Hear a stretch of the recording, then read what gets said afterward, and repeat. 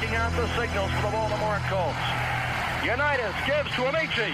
The Colts are the world champions. Amici scores. It's amazing, sensational, dramatic, heart-rending, exciting, thrilling finish in the history of college football. California has won the big game. 5 seconds left in the game. You believe in miracles? Yes! This is Phil Steele. This is Mike Burnham. This is Wes Durham. This is Mike Ashley. Hi, this is Chuck Foreman, number 44 of the Minnesota Vikings. Woo, mercy, this is handsome Jimmy Vang, the Boogie Woogie Man. This is Coach Fry with Virginia Tech Football, and you are listening to Big Dog Sports Talk. Are you ready to rock? Are you ready to roll? Okay, let's do it. You're in the doghouse with Rick Watson on Big Dog Sports Talk, presented by Pulaski County Sports and Entertainment.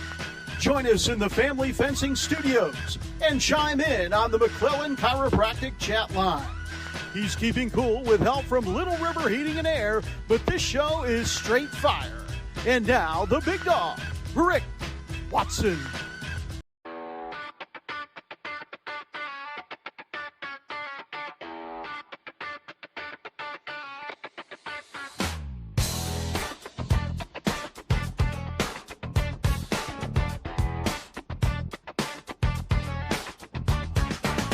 Rick Watson's got the mic, he's the big dog king.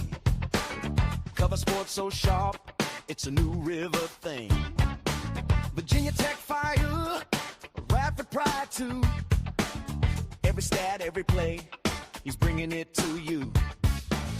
He's got that voice, deep as a valley, breaking it down, no dilly, no dally. Big dog sports talk, feel the bark.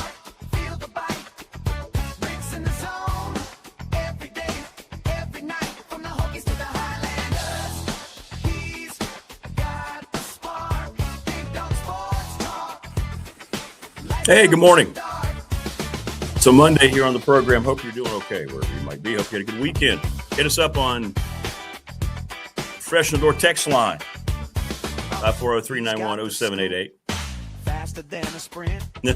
I see you, Big Al. Like a coach. Every word's a hint. Join us in the McClellan Chiropractic chat room as well. Rick's play-by-play. Worth its weight in gold.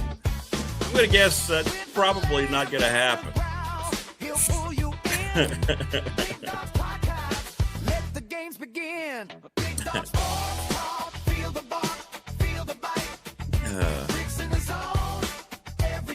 All right. Good stuff. Hope everybody's doing okay. Hey, Christopher, what's going on, brother? How are you, man? Good show today. Filmation, we're going to review the weekend. UVA completes a historic season with a bowl victory. The bowls are really bad. ACC lost the first 3 on Saturday. UVA salvaged the win, but just watching the games themselves and the lack of crowd and all the player opt-outs, the bowls as we know them are completely dead. And I think Todd Grantham's idea of moving the bowl games to the beginning of the season, something that's going to gain some traction. Sponsors are going to drop out. That's going to happen because there's not going to be the same amount of money to be made. And, the towns that host these bowls, count on these bowls, they're going to lose money. And this is all because directly related to the greed of everybody involved in college athletics, especially college football. But the bowls are dead. The bowls are an absolute sideshow. And on how many days you could go back in your lifetime, and when you thought you had 4 pretty cool bowl games lined up in a row like that involving ACC teams, especially when they involved, Clemson, Georgia Tech, and even locally Virginia, you'd be like, all right, man, my Saturday's set. I'm going to hang out here, maybe have some buds over, going to cook some food, drink some beverages. I barely paid attention to any of those games. I was flipping back and forth. Good morning, Prometheus. I think I saw a note, by the way. I think the ACC finished 6-6 against the SEC. I think that's what I saw over the weekend in all. So, you know what? That means the SEC finished 6-6 against the ACC. Not too shabby. Not too shabby. But with all the opt-outs and you don't know what the team's going to look like, it's a joke. The bowls are an absolute joke now. And I don't know what's going to happen. We had 41 of them again. You're going to see more and more bowls, I think, fold. And they're completely pointless. Certain teams can turn them into a rallying cry, I guess. I guess you look no further than Virginia. You know, they won their 11th game. They'd never won 11 games before. They did beat an SEC team. So you can use that to get a bump on your next recruiting haul, coming out of the portal in particular, I would think. But for the most part, and maybe the Penn State kids, you know, the Penn State kids rallied for 4 straight wins and finished with a winning record. This after James Franklin was fired.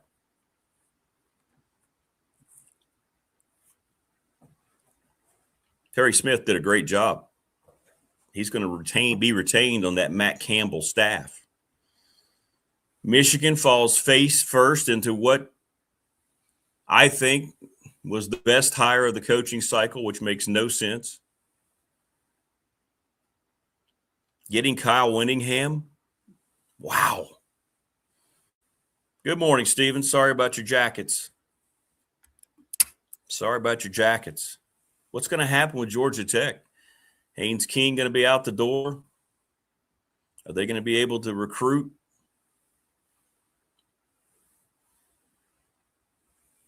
Says a lot for those Penn State kids. What's up, TLB? It really does.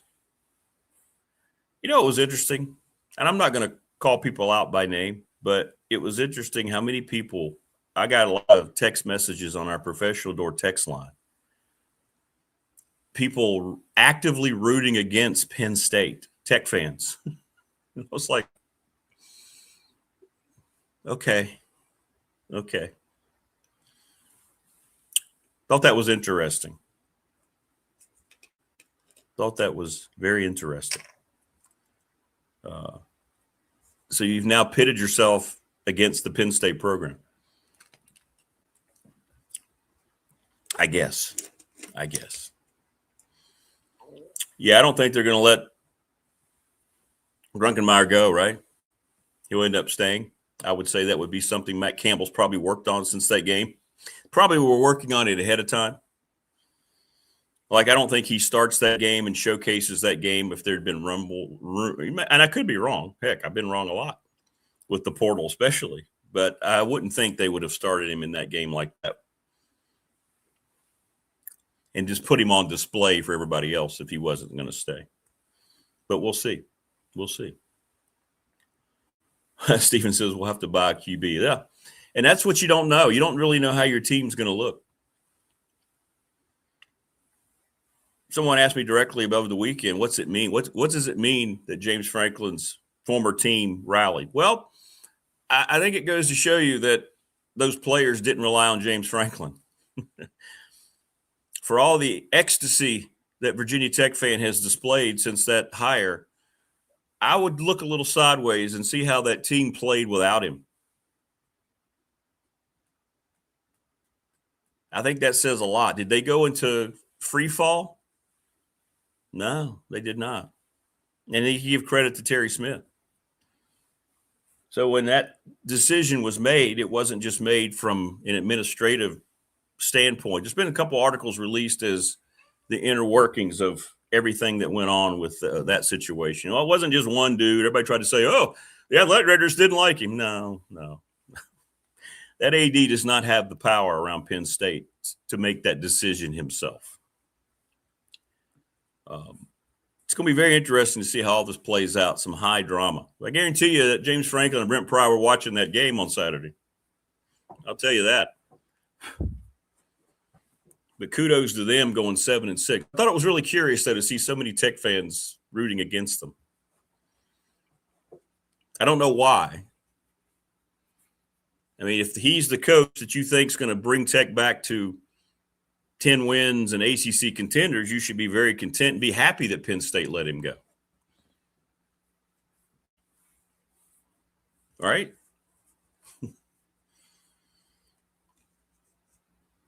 But I guess people have now made Penn State a Virginia Tech rival.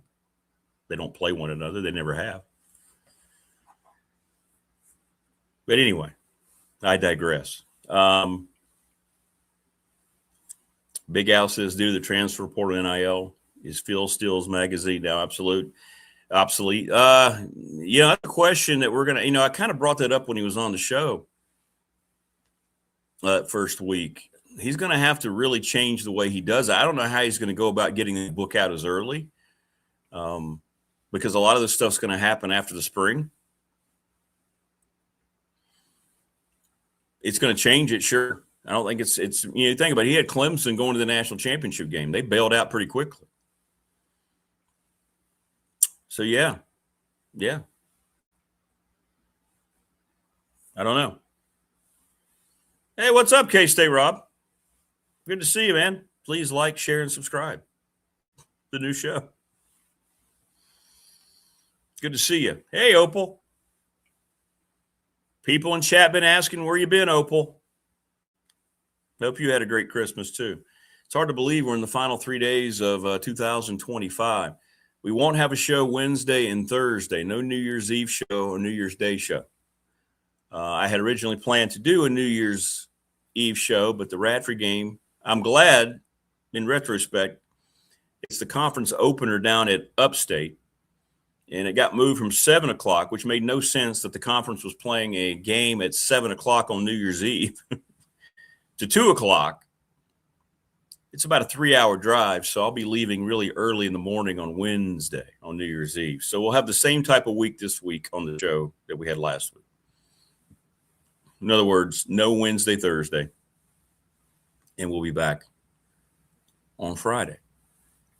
Phil Elmassian will wrap up what he saw in the UVA game and talk to him about the Bulls. It's sad to see what's happened to the Bulls. I guess they've always technically been exhibitions, but boy, they really feel like it now. And then Todd Grantham, and we're going to have breaking news because Todd Grantham is going to update us on where he might be employed in 2026. How about that? Going to get an exclusive here on the show this morning. He's been in demand. He's been in conversations. I haven't tried to bug him too much, but we're going to hear it from the source himself. It is hard to evaluate Prometheus. It's making it. And I'm trying to think, from a sports fan perspective, and this might be our attorney Ryan Pry BDST fan question of the week. What is there to actually look forward to in 2026? Now, Tech fans are going to immediately say the James Franklin era, and that makes sense, and I completely understand it. But college football as a whole, I think, is going to get even worse. The business of it, how it looks.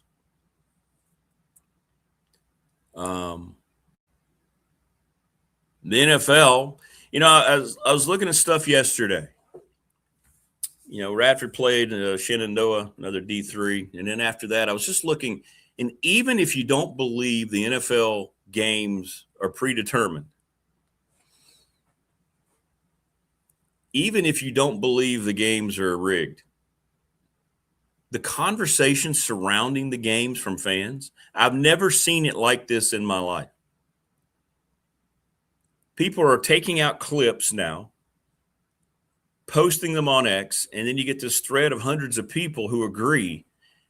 And the lack of self-awareness of the NFL gets lost in its own arrogance and its desire just to keep making money is going to ultimately come back to bite them. I don't know when or how, because I know when you're as rich as they are, it's difficult to ever perceive that they're going to pay the price. But the league, in their complete lack of self-awareness, could catch up to them here soon. I don't know when, but if that many people are having that many conversations about whether or not games are real and how bad the officiating is, you got a problem in your league. People gave up, for the most part, the majority of people gave up on the NBA a long time ago. Now they've had a gambling scandal. Where's that gone, by the way? I mean, we had blatant proof of cheating, of federal raid, of cheating in the NBA, of games being rigged. Where is that story gone? Are they so embedded? Are they that deep with the casinos? I mean, I don't know the answer. I'm just asking the question like other people. But people now can look at specific games and highlight certain aspects of it, and they can theorize this is why they think the game isn't real. And I've never seen that before. The league has a massive perception problem. It doesn't care because you look at the ratings that even it had on Christmas Day with the horrible Netflix broadcasts. But people now are just assuming that these games that they spend time and money on aren't real. And if people are having that conversation, I would think if you're the commissioner, and Roger Goodell is just insufferable, you would think somebody, the owners, someone would have a conversation, right?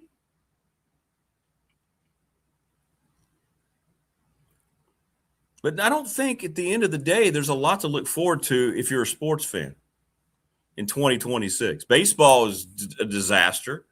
It's all designed. I mean, the Dodgers can do whatever they want. They've deferred how many billions of dollars in salary so they can build a super team every year, and the league just looks the other way. Rob Manfred.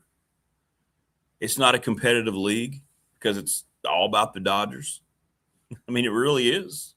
Yankees, 3 or 4 teams can function the way baseball is allowing.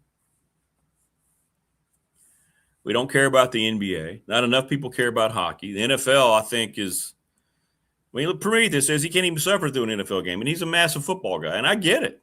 It's a tough product. I don't sit there on a random day. If I see an NFL game on, I used to get so excited, and now you just turn it on, and you're like, what's going to happen in this game? What's going to happen today?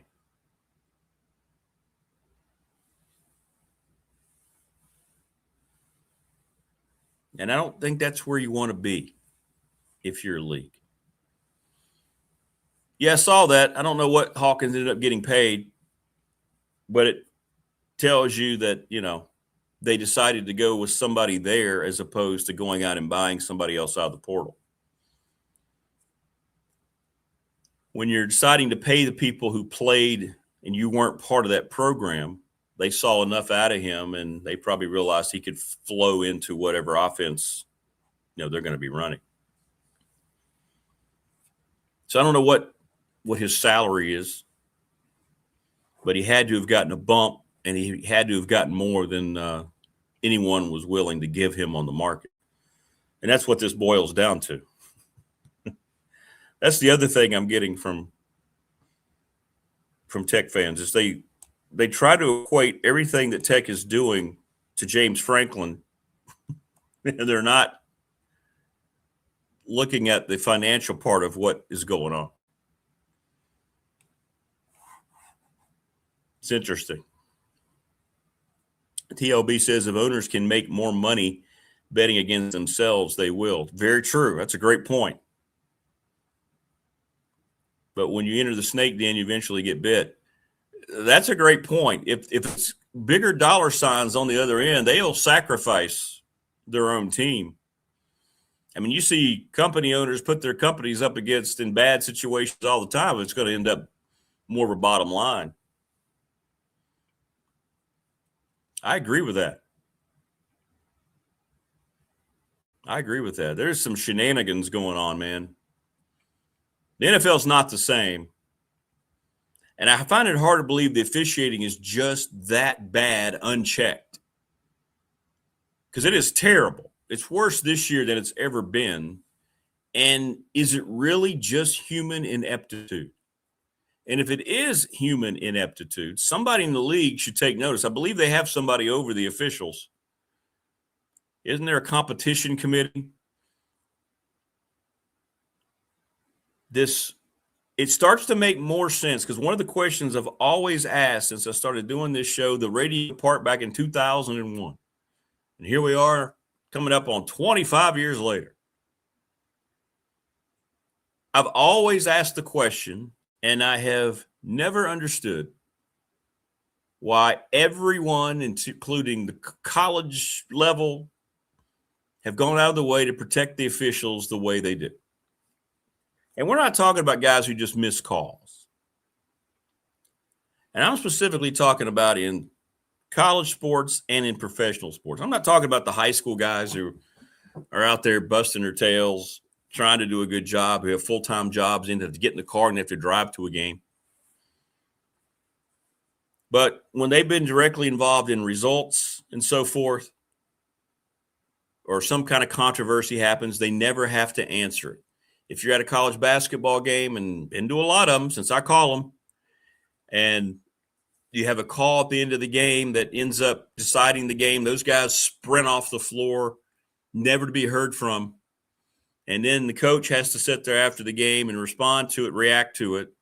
And then so do the young people. I have less sympathy for them now since they're all making so much money. But that used to bug me before the professional part of college sports became so rampant.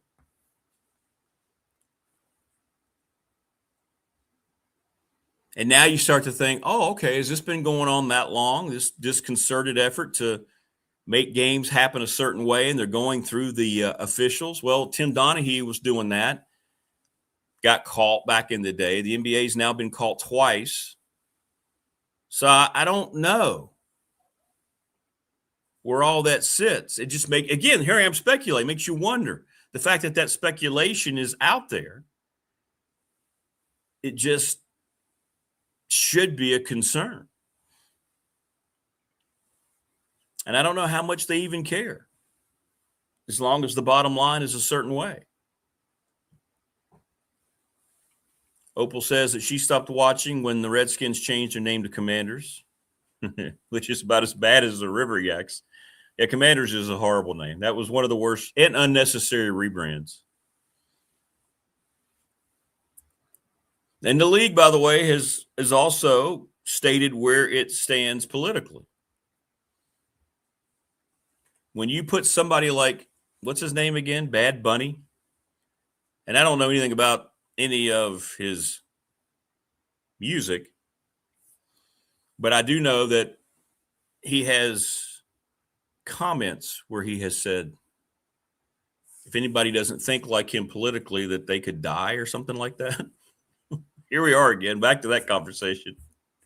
And yet the NFL, when it got this big blowback, said, no, we're going to stay with it. You can't force us to change. We're dedicated.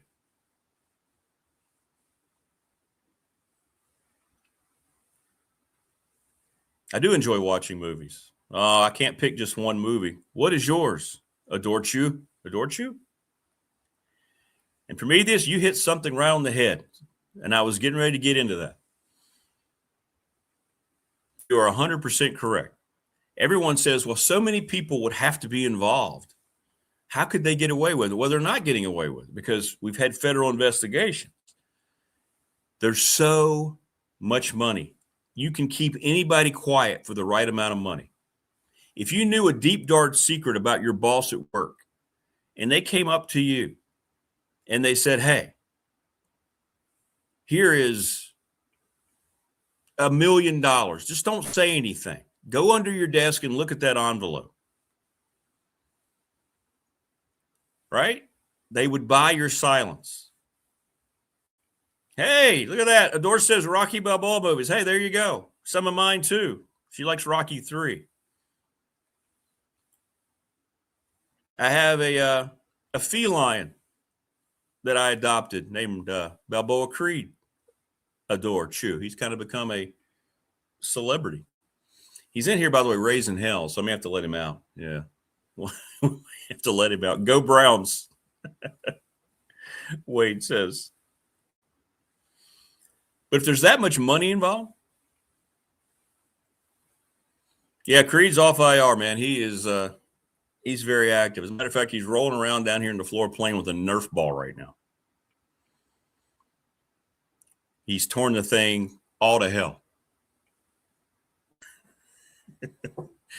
Oh, yeah, he's almost fully healed. I'll get you an update here. Whenever he jumps up here sometime, I'll let you see. Surgery was very successful. Thanks, Dad. Thanks for the knowledge.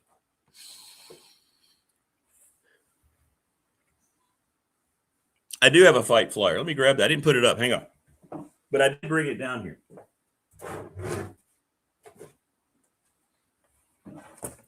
Here you go. Here you go, Adore. Look, this is what Wayne got me. It's going to go up. Can y'all see that? See this super fight flyer? Isn't that cool? Wayne, that's just awesome. And see, Balboa Creed. And I'm thinking, like right here, right there. See right there? Somewhere back here where my fat head can't block it. There you go. How cool is that? How cool is that?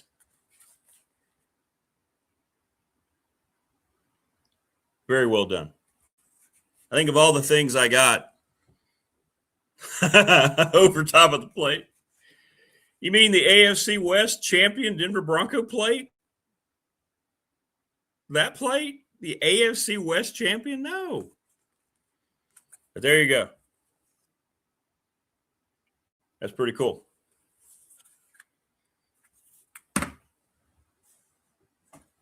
And then here's the Andre the Giant Bigfoot. Hang on.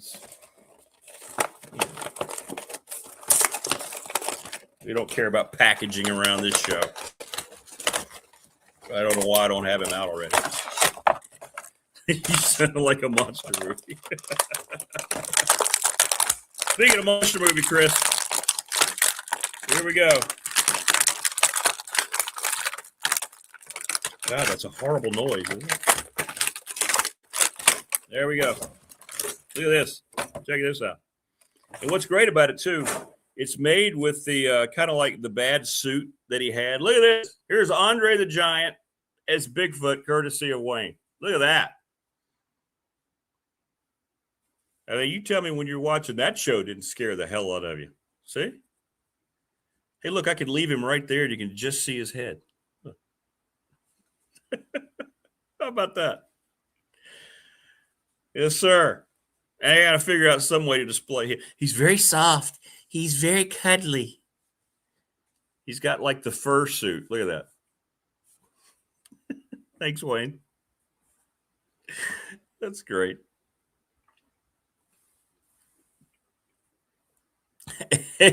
Unboxing on BDST. Yeah, we did. We just unboxed Bigfoot. I mean, that's a major story here. We unboxed Bigfoot. How cool is that? So anyway, Phil Elmassian and then Todd Grantham is going to update us on his future. We have an exclusive for you today. And I don't know. I told him not to tell me.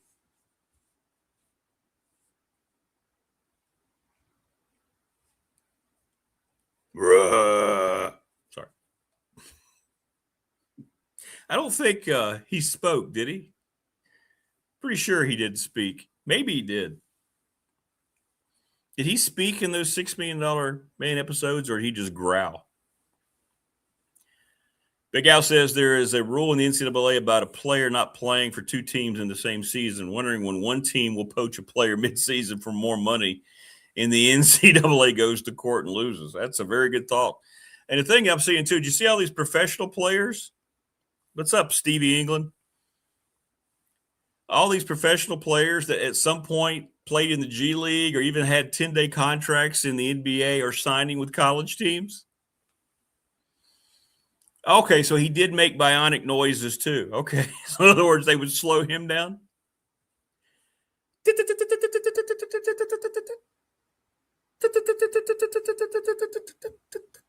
Oh, and look at this on cue. Come here, buddy. Come here. Balboa, come here. Here we go, folks. You asked for it.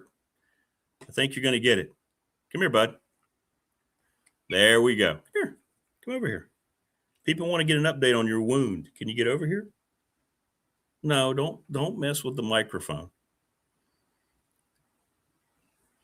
It's like working with a 6-year-old. But there he is. See that guy? He's fired up this morning. He's everywhere. Oh, he just did something wrong. What did he do? He just turned my camera off is what he did. Oh, he has just destroyed my set here. Let me see what we can do. See what happens when you let your animal decide to come in. See there, he's destroyed my camera. Let me see if I can get in here and fix this. I'll be right back. Hang on. Hang on.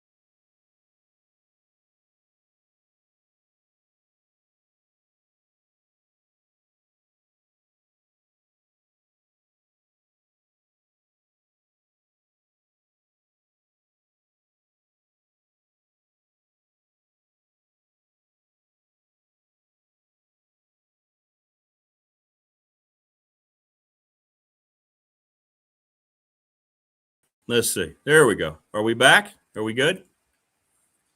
Did we make it back? I think we're back now. And actually, that wasn't really his fault. Okay, I think we're back. Welcome. How are you? Good to see you. Good to see you. Yeah, that was very interesting. So I thought that was Creed's fault.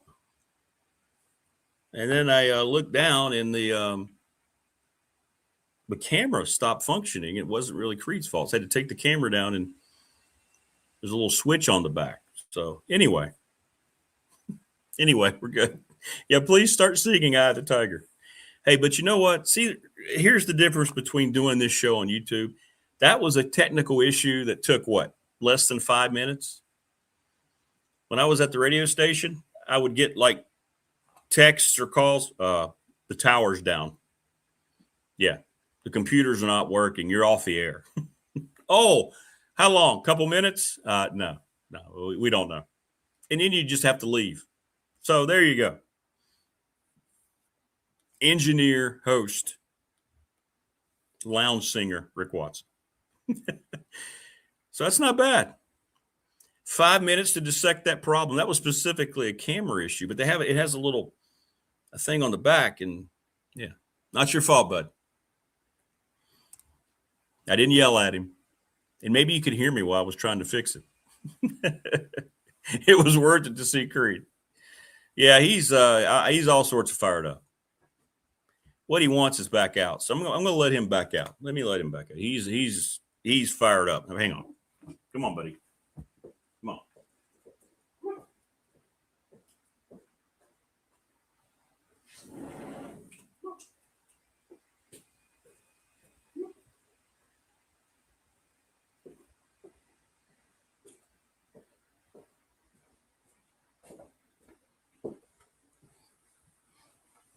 Antsy this morning. He can't wait for 2025 to be over with. Robert says the Raiders need to address the O-line. The Raiders need to address their entire program. And now they're being accused of throwing games trying to get the number one pick. Did you see that? Yeah, Wayne, there you go. Your streaming would be out the whole show at a radio station. Only way I could get in run. Yeah, we would lose the stream, and we had so many listeners on stream. And I never got any explanation as to why. This is back when we were on the radio show. I never got any explanation as to why things ended up being a certain way. It just would go out. You'd be in the middle of an interview, and I would hear, oh, by the way, you're no longer on the air. I'd get text. It was all you, by the way. It was all the listeners on our old text line. Hey, I can't hear you anymore. Oh, I can't imagine Creed on catnip. Yeah, we don't want that. We don't want that. So, anyway, getting back to our conversation, what to look forward to in 2026, are games indeed being decided by the officials? Again, if these aren't real issues, the fact that so many fans are talking about it makes it a real issue. All right, hang on. So I left the door open and he just went out. This will be the last time, I promise.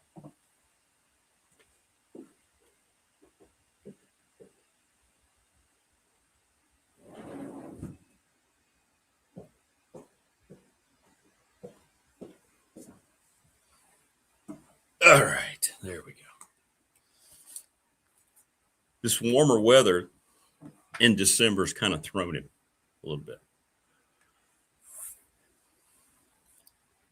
But in any event, I don't know where all of it stands, but I do know this. Fans eventually are going to have enough. You're going to say enough is enough. Many of you have. I hear from you here. I mean, you're basically done. And I understand it. I do. Thanks to Family Fencing, by the way. Thanks to Jason Green, sponsors of our studio, 540-200-8294. They're going to have a great 2026, putting all your fences up wherever you might request. McClellan Chiropractic, Mark Hunley. Thanks to Marco. He's the absolute best. Appreciate him 100%. Go get your back popped in all the best ways possible. Ready, Set, Fun with Bob Christ, ReadySetFun.com. It's Bob, C-R-I-S-T, number 11 at Gmail. Brother of Dave Christ, the Hall of Fame football coach, Blacksburg. And if you have an organization or group that needs to raise money, they have a text message program, and you can raise it in a week and be done with it. You should give him a call or email him, bobchrist11 at Gmail. Travis Williams, Professional Door Incorporated, sponsor of our text line, residential commercial garage doors, 38 years in business. Travis is the best. National Bank, member FDIC, the exclusive banking partner of this program. They've been my banking partner for 35 years. They are terrific, great people. Larry Ramsey is going to do a great job running that place now. The attorney, Ryan Pry in Radford, 701 West Main Street, Trust and Estate Planning, BDST fan question of the week. Been a huge hit. Little River Heating and Air, 1095 Radford Street in Christiansburg, 540-553-2971. Give Charles Lee a call today. Don't hesitate, because he's the best, as are the folks that present this program daily. Pulaski County Sports and Entertainment. Saw Jonathan Sweet yesterday at the Radford game. Dude is just, he was still fired up. He needs a little more time in the gym, though. I say that facetiously. Jonathan is, good Lord, looks great. He's great, looks great. So a lot of our sponsors yesterday. Louise was at the game, Louise Baker. Yeah, the cold and the wind comes back tomorrow. Thanks to Harvey's Gym in Radford. Appreciate all their help. Thanks to Brandon at Top Shelf Apparel. Montgomery County Chamber of Commerce, Lawson's Mobile Home Supply since 1997. Give James Lawson a call, 540-381-8011. The NRV Super Bowl's been around for 25 years, 382-5525. Call Amanda or Terry and check out their new digs. Got a lot going on, man. A lot going on here on the show. If you'd like to sponsor the show in 2026, hit me up. We need a restaurant sponsor. We need other stuff. We're going to have an NCAA March Madness. It'll be huge. We have some great prizes. So if you want to be part of that, let me know. What's up, Morris? Joseph. From the NRV, I hope you're all feeling fine. From Palm Coast, we are sick as dogs. Oh, I'm so sorry, Morris. Yeah, I noticed you didn't have the umph in your usual intro. I hope you start feeling better, man.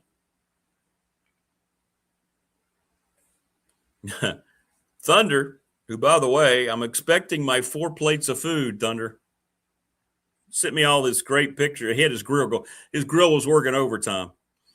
We can survive a steady diet of poor NFL and ACC officiating. We can tolerate a lot. The ACC is, the whole thing is just bad. Yeah, LeBron's been cooked for a while. And he went viral for disrespecting the anthem. Did you see him during the national anthem? It caught him, and he was doing all this stuff. It just, and I love Keon. But if you're trying to compare LeBron James to Michael Jordan, then you just don't understand what that means.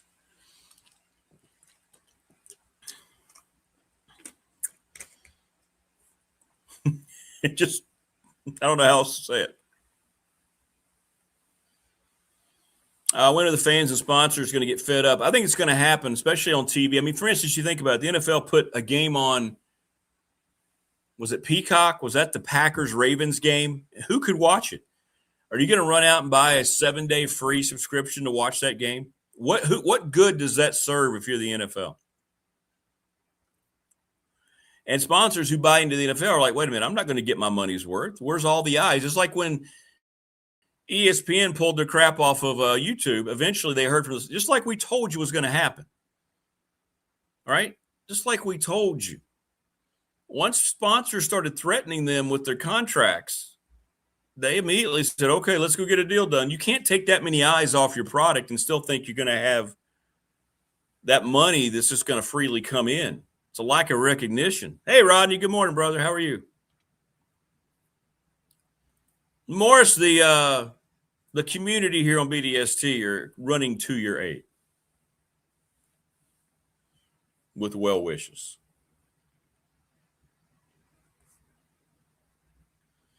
Wayne says you are under 35, 40 for sure if you think LeBron and Jordan are in the same league. Yeah. I don't know what to tell you.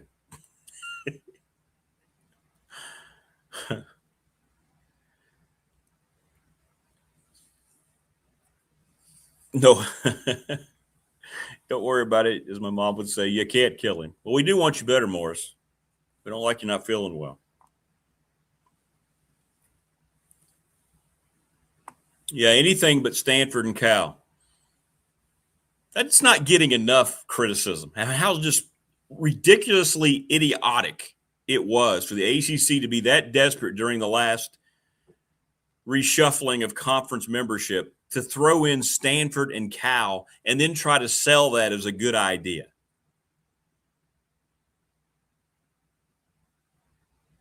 It never made any sense.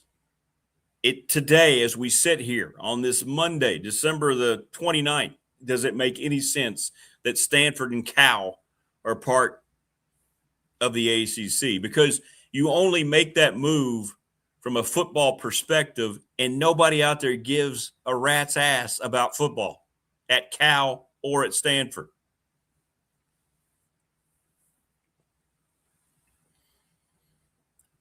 Yes, JMU, I agree. Anything would have been better than Stanford and Cal.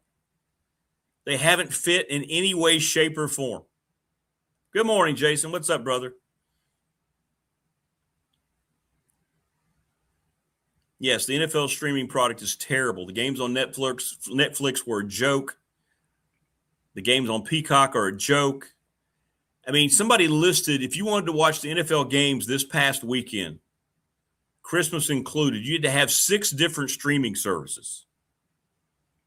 This is not what streaming was supposed to be. We kept being sold that streaming is going to make it one-stop shopping. It's what ESPN tried to stick down everybody's throats when they pulled their stuff off of YouTube TV, and that backfired like we told you it was going to.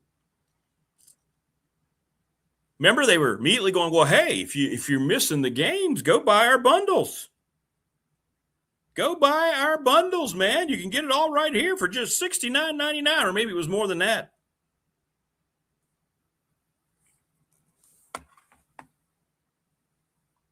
Streaming has made everything worse because everybody's gotten more greed trying to get you to subscribe, because they're thinking, by the way, the whole mindset behind it is how gullible me and you are as fans and how much of this crap we're going to just absorb. So they keep creating all these, oh, you can't watch it. It's exclusive here. You're going to have to get a membership to Peacock if you want to watch that, I don't know, 1 or 2 NFL games. Remember, they even put a playoff game, I think it was on Peacock, a playoff game. Now, how do you find it? How do you keep up? And this shows you that the leagues are out of touch with the fans, and they don't give a rat's ass about the fans in any way, shape, or form, because if they did, they wouldn't make it this difficult, because they're trying to chase even more dollars on their way to $1 trillion.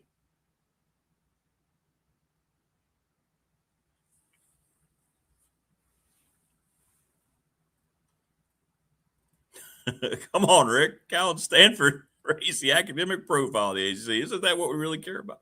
Yeah, you're right, Brian. That was silly of me.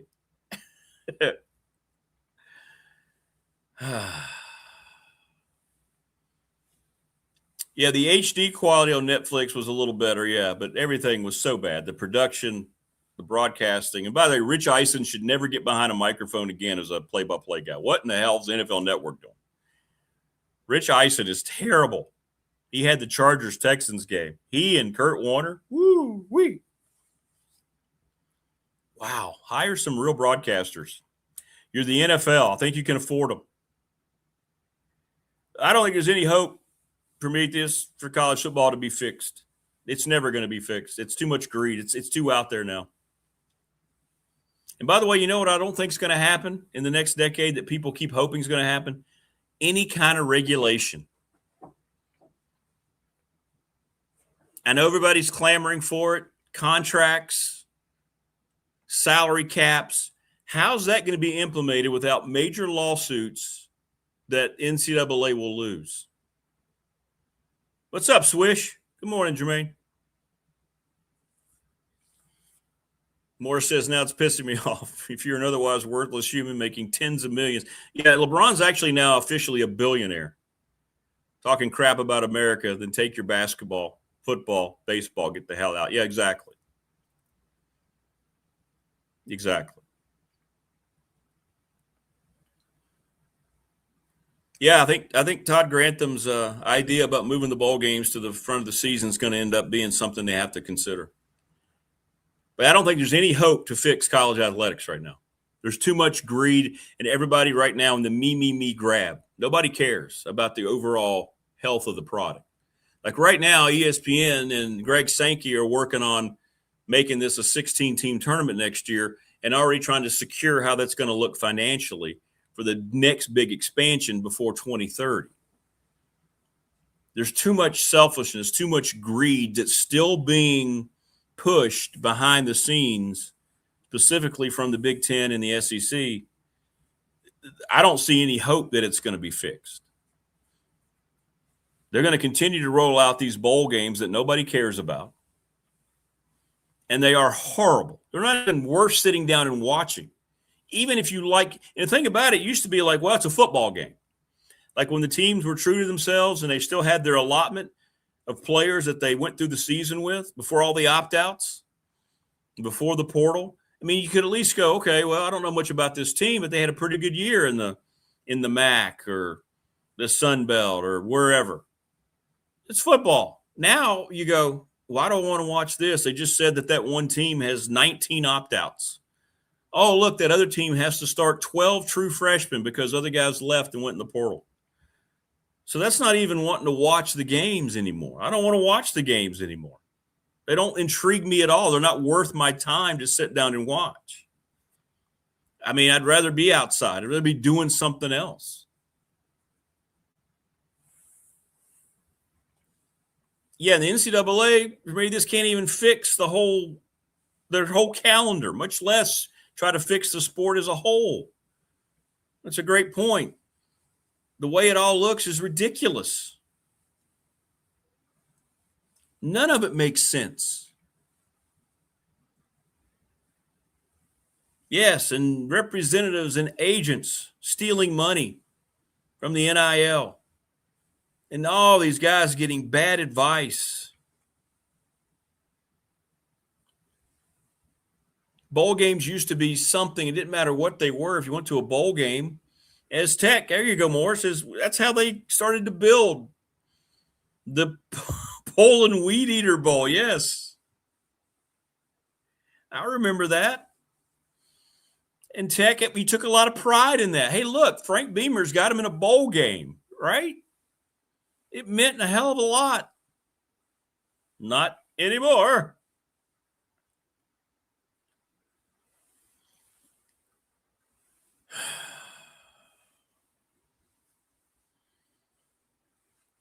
Crazy.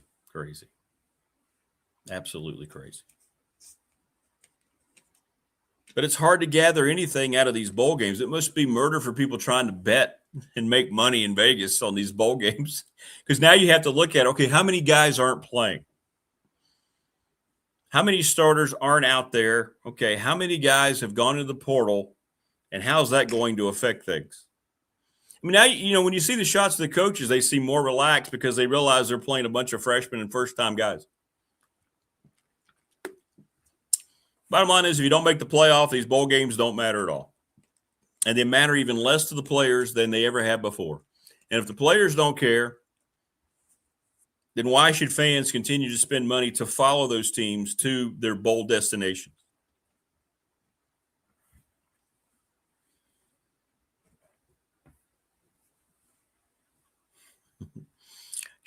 Jason from Family Fencing says, Rick, I was told I need to see it from the other side. I tried, but you couldn't get my head that far up my butt. Yeah, exactly. This went from being, does it make sense to pay the players? Yes, to turning it into what it went to. And why? I wrote about this in the Patriot about 2 months ago. Why are we surprised? You open that door to a bunch of irresponsible, greedy people, and now this is what's happened. You take your child to a toy store when they're really little, and they, Daddy, Mommy, I want that. Get me that. If they throw a tantrum and you get it for them, what's going to happen? They're going to throw a tantrum every time you go somewhere when they want something. Instead of saying, no, you don't get that. They might throw a tantrum then, but then they know next time not to ask. Well, here, the door was just opened up. And then everybody said, well, if I give them more money, then we're going to be better. And I get to keep my job. It became a part of self-interest. We opened the door. It got knocked down, crashed through, and there's no rebuilding it. Look how empty these stadiums are. Except the fact that whatever team you pull for, if you're going to spend your money to support, and that's what I'm going to start to wonder. I've asked this question to you. if you're a big donor of these programs, how much are you still going to do that when you have kids that are there 1 year? Right? 1 year, let's move on and see what kind of deal I can get next year. Coaches who have never had any loyalty for anything but their own bank accounts. But everybody looked the other way for how long when it was the coaches jumping from job to job. Remember when the players used to not be able to go anywhere? They'd get punished if they wanted to leave when the coaches left. Did that ever make any sense either? No. But the coaches could hop around to these other jobs. And now the players are doing it, but it affects the game more when players are doing it, jumping addresses, than it did when coaches left. Because you could replace a coach and his staff, but you can't replace 30 or 40 players without it leaving some kind of indelible mark on your program.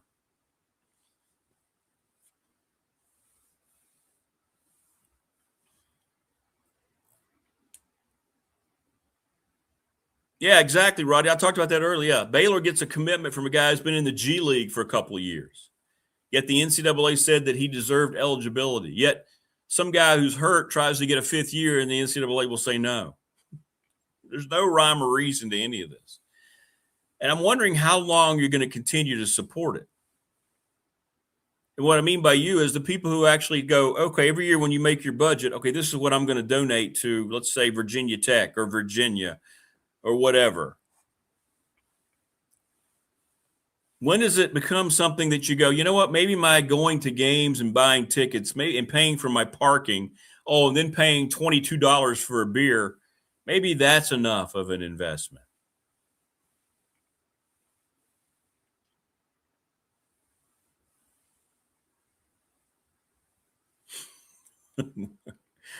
Laura says the Pop-Tarts, Wayne, just don't look right.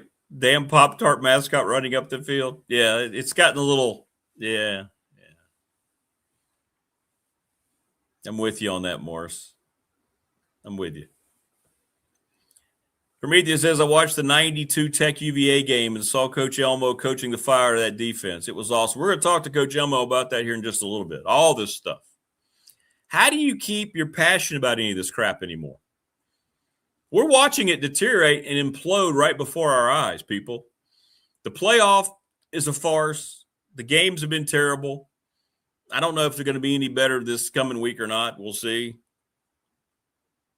And then the bowl games are completely ridiculous. All right, I lied. I said this was done, but one more time. The orange thing wants back in. Hang on.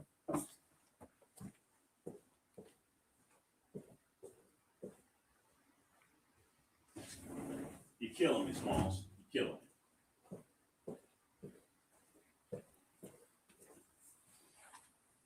Oh, no wonder. We got rain out here. Y'all have rain where you are? We got rain out here in Reiner. A little bit of light rain.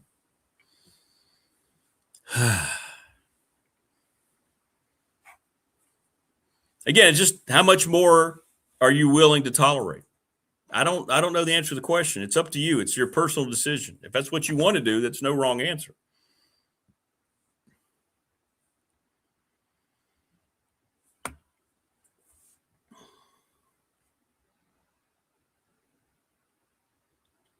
Hang on.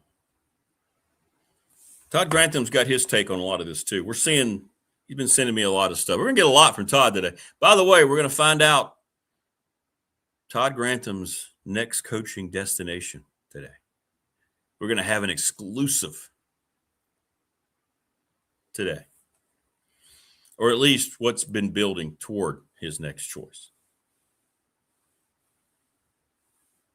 But this whole thing is out of hand, and I don't know how much people are going to take. At some point, it's the fans who's created all this in terms of the popularity of all these sports that have supported it.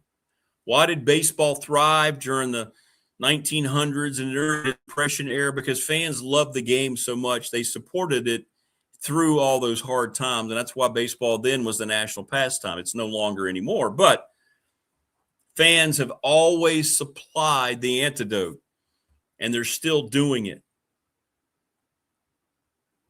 The orange thing to be obeyed. Yeah, that's true. Man, he's been wild this morning. You saw him. He jumped up here. He did not mess the camera up, though. The camera was messed up otherwise. But we got rain out here. Interesting. But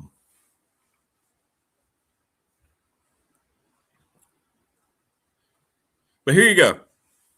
This is what Prometheus said. See, this is what they count on. Like, we're talking about all these horrible things, and then boom, the ACC will be wide open next year. Depending on the quarterback, we'll be right in the mix.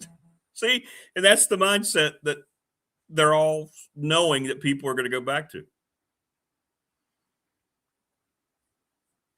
Fans are always going to go back because that's what we do. That's why we're fans. It's short for fanatics.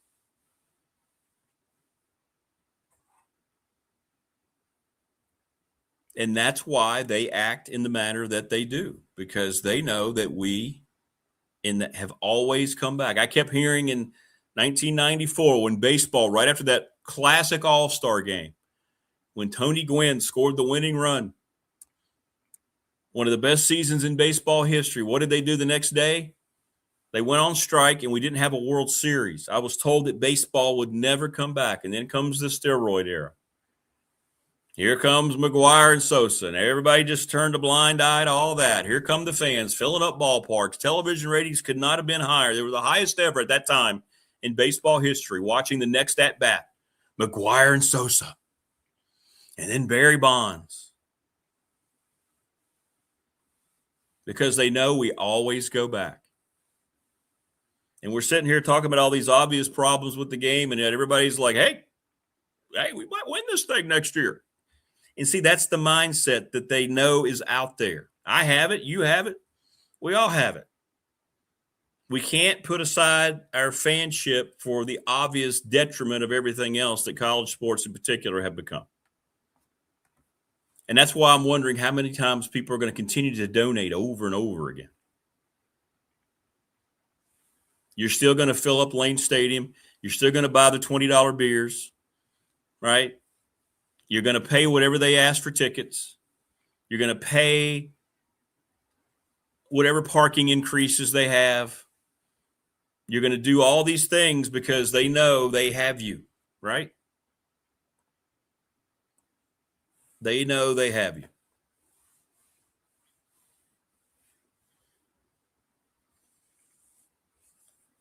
Yeah, I don't know why we play all-star games anymore of any kind, to be honest with you. Obviously, the NHL and the NBA All-Star games, and the NFL too, just ridiculous. They went to flag football in the NFL. If that's not a proper analogy for what's happened to that league, I don't know what is. They went to flag football because they didn't want anybody to get hurt because the players' union won and complained. How about that? Flag football.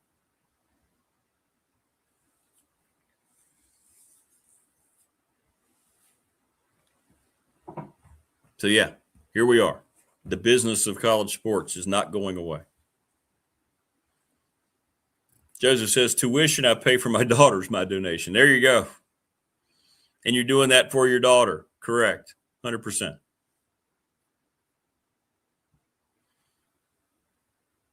But these games are not interesting at all.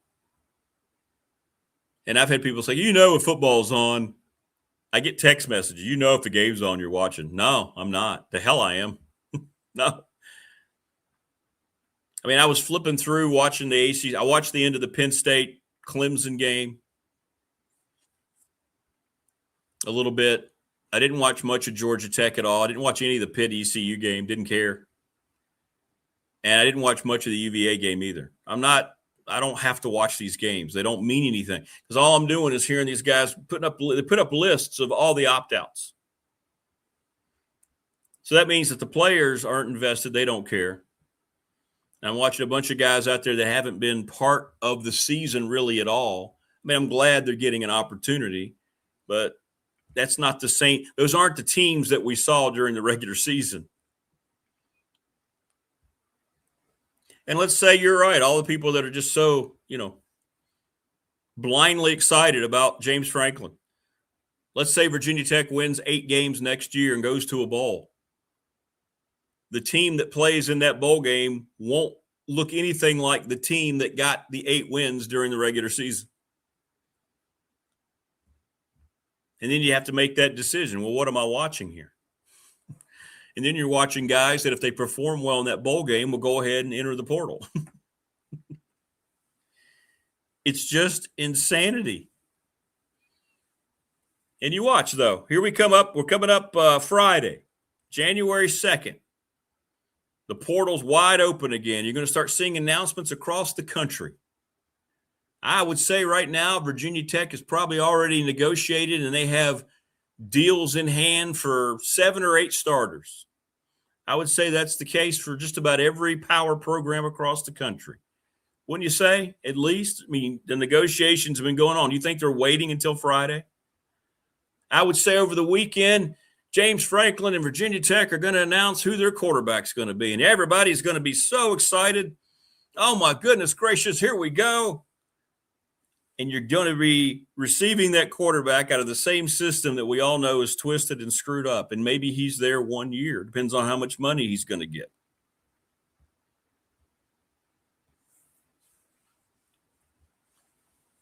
And you're going to go right back into it. Whichever quarterback it is, all we're going to have are the discussions about how now that's going to put Virginia Tech back in contention.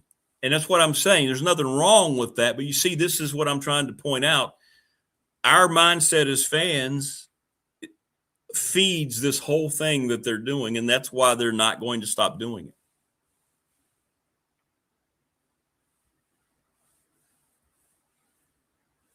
Yeah, Penn State, those kids, without James Franklin and those opt-outs, won their last 4 games.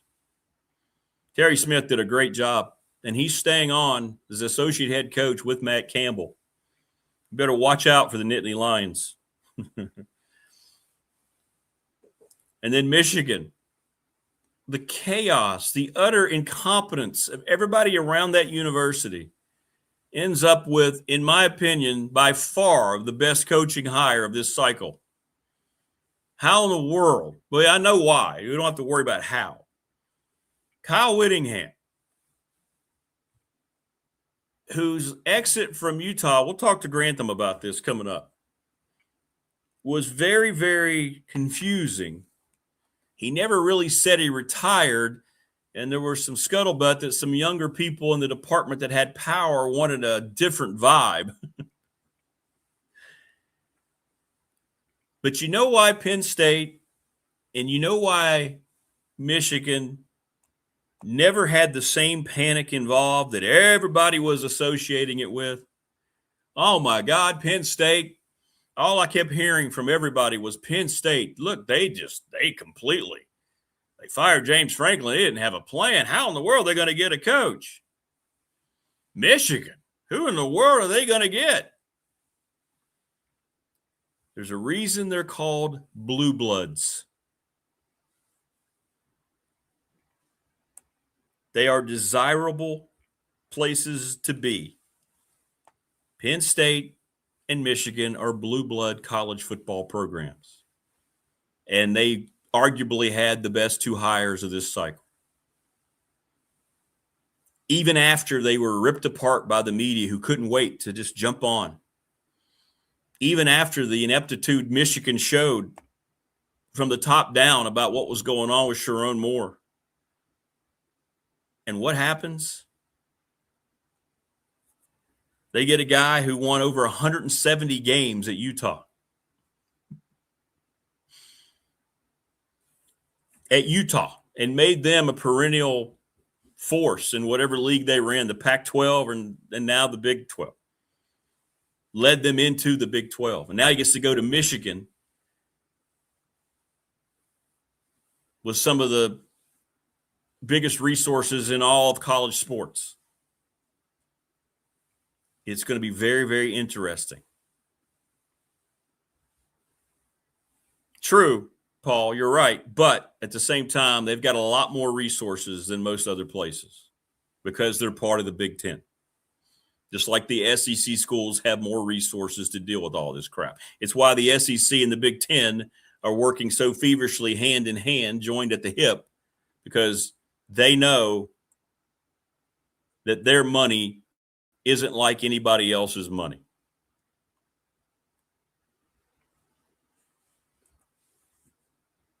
Right?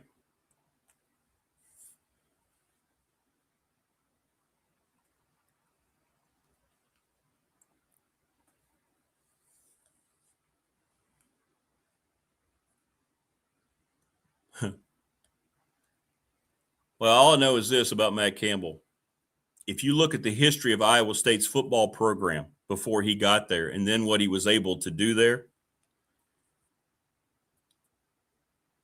it's pretty impressive. And now he gets to go to a place with unlimited resources. That's why he took his shot now. K-State Rob says he's happy he got Colin Klein. Yeah, Kansas State's a great example of hiring the right guy twice. Kansas State. Kansas State.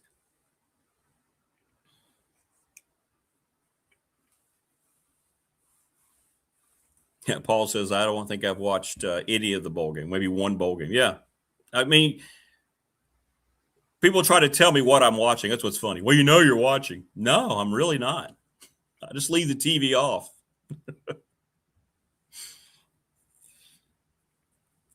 Like, what's the game today?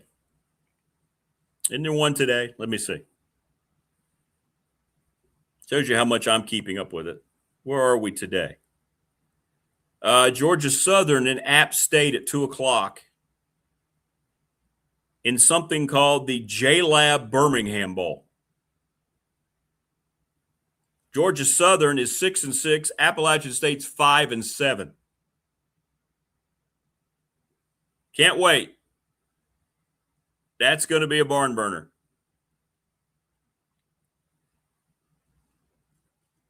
And then tomorrow, you get Coastal and Louisiana Tech.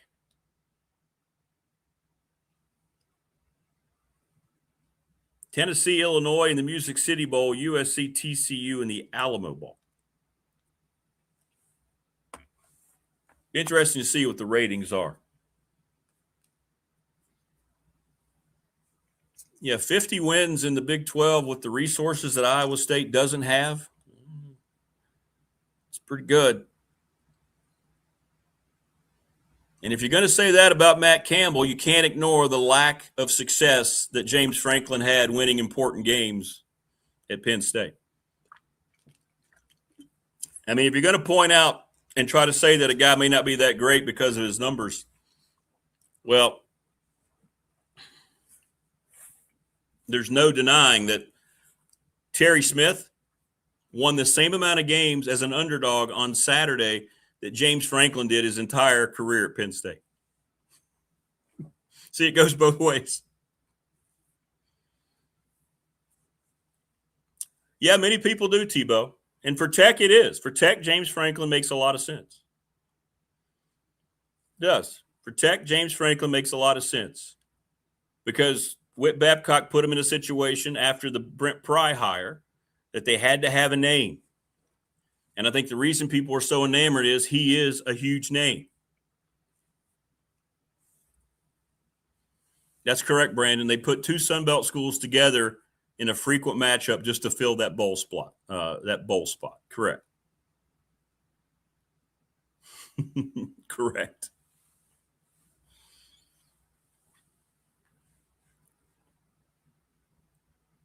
But in any event, we'll see how it all shakes out and who deals with their new environment the most and what's going on with the coaching carousels. We'll know in a year from now, right, how these hires worked out or how they didn't work out, which ones was on the money and which ones were not.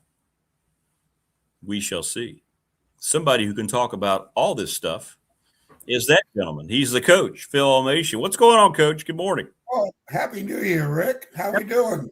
Happy New Year. Well, we're just talking about all this mess. Are you just sit back now? I know you still enjoy breaking down the film and looking at teams, but are you kind of glad that you don't have to deal with all this other stuff that we see? When I see a list of 20 opt-outs before a game even starts from each side and how the rosters have changed, I mean, my goodness, how do coaches even get their teams prepared to play these games? Well, glad is an understatement. I'm the people I still talk to that are still in coaching, they're making I don't know if I've ever made the total amount of money that some of these coaches are making in a year. Literally. Swear to God. You know, I started out at William Mary at $6,000 a year. I took a cut and pay from high school to go coach at William Mary in 1974. I was hired at 25 years old, a year after I graduated. But at the end of my career, I was still on $50,000 a year jobs towards the end. Most I ever made was $150, and that was the worst mistake I made going to Nebraska. But I did it for the money, and which was the first time I ever made the decision that I did it for the money.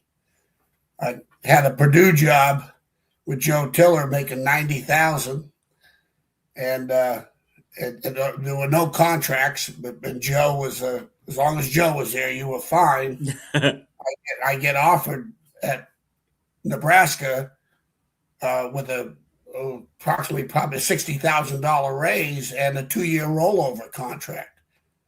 So I went to Coach Tiller. I'd only been there a year. We had a great football team. It was a great place to coach. Loved the school. You know, I kept telling them no, and I kept anteing up. They started the initial at 125. I said, "Nah, I'm not doing this." And I said, "Okay, I'll give you a figure." And I don't know. I said $150, $160. I can't remember the exact figure, but it was. And I said, and I want a 2-year rollover. And I told at the time my wife, I said, "Well, this is not going to happen. Don't worry about it." They called back. They said, "No problems. We got it." So I was like, "Oh my God." So I went to Joe Tiller and I said, "Joe, I got to take this job." He goes, "You didn't ask enough. That was your problem. You should have asked for 175. Mm-hmm. But to answer your question, every coach that I still talk to today, they're making a lot of money, more than we've ever made, and they are miserable. Yeah. Miserable. Because everybody's in it for the money. It's all. This is what college fans of years said. That's why they separated their fanship, because, hey, college sports, at least it wasn't like the NFL. And now it's exactly like the NFL. The NFL's got rules. The NFL, believe it or not, true. Remember, Rick, years ago, the NFL was a dirty word because, you know, in college football, the integrity of college football. And the NFL was a dirty word. Oh, you're going to coach in the NFL and you know, just a bunch of money-making people. Now, the NFL's got all the integrity as far as the structure, because that's how bad the NCAA football is. It is so bad that the NFL looks pure. And you and I know that is not true. That's a great point. But it is it is the purest of the two leagues.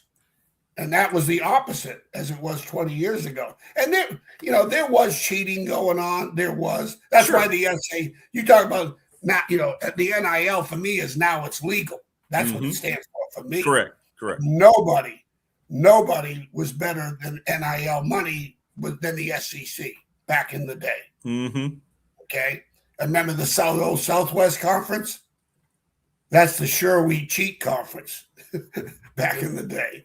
And the money is just, but today, the problem today, Rick, is the portal alone, you know, that's kids have been told to leave for a while, and that was really tricky because you could be banned from going back to his high school if you told a kid to leave because he couldn't play. Right.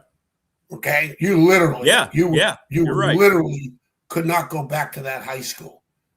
That's fact. I'm just telling you. So you bit the bullet and, you know, told the kids, say, "Hey, look, you want to transfer, great, but, you know, we couldn't run them off. You really, unless they quit, you could not run them off if you made a mistake." And today, now, I'm telling you, 60% of these portal kids are being told to leave. They're being told to leave. Right. 60% of them. You know, that percentage, the Mendoza stories, the kid at Miami 2 years ago stories, you know, that's a low percentage. And usually the great stories are the quarterbacks, the guys that aren't going to have the opportunity to play. So, but the portal by itself, it wouldn't matter.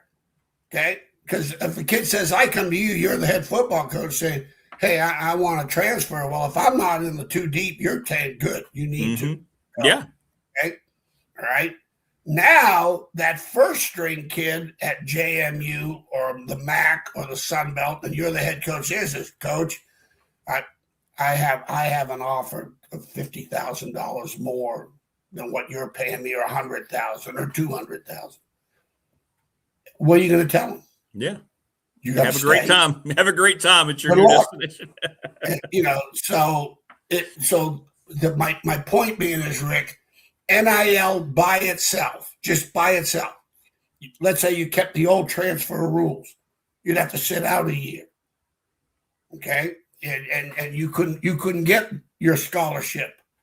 You could be put on scholarship, but you have to sit out a year. Whatever those old transfer rules were, they deferred from transferring, picking up and just leaving.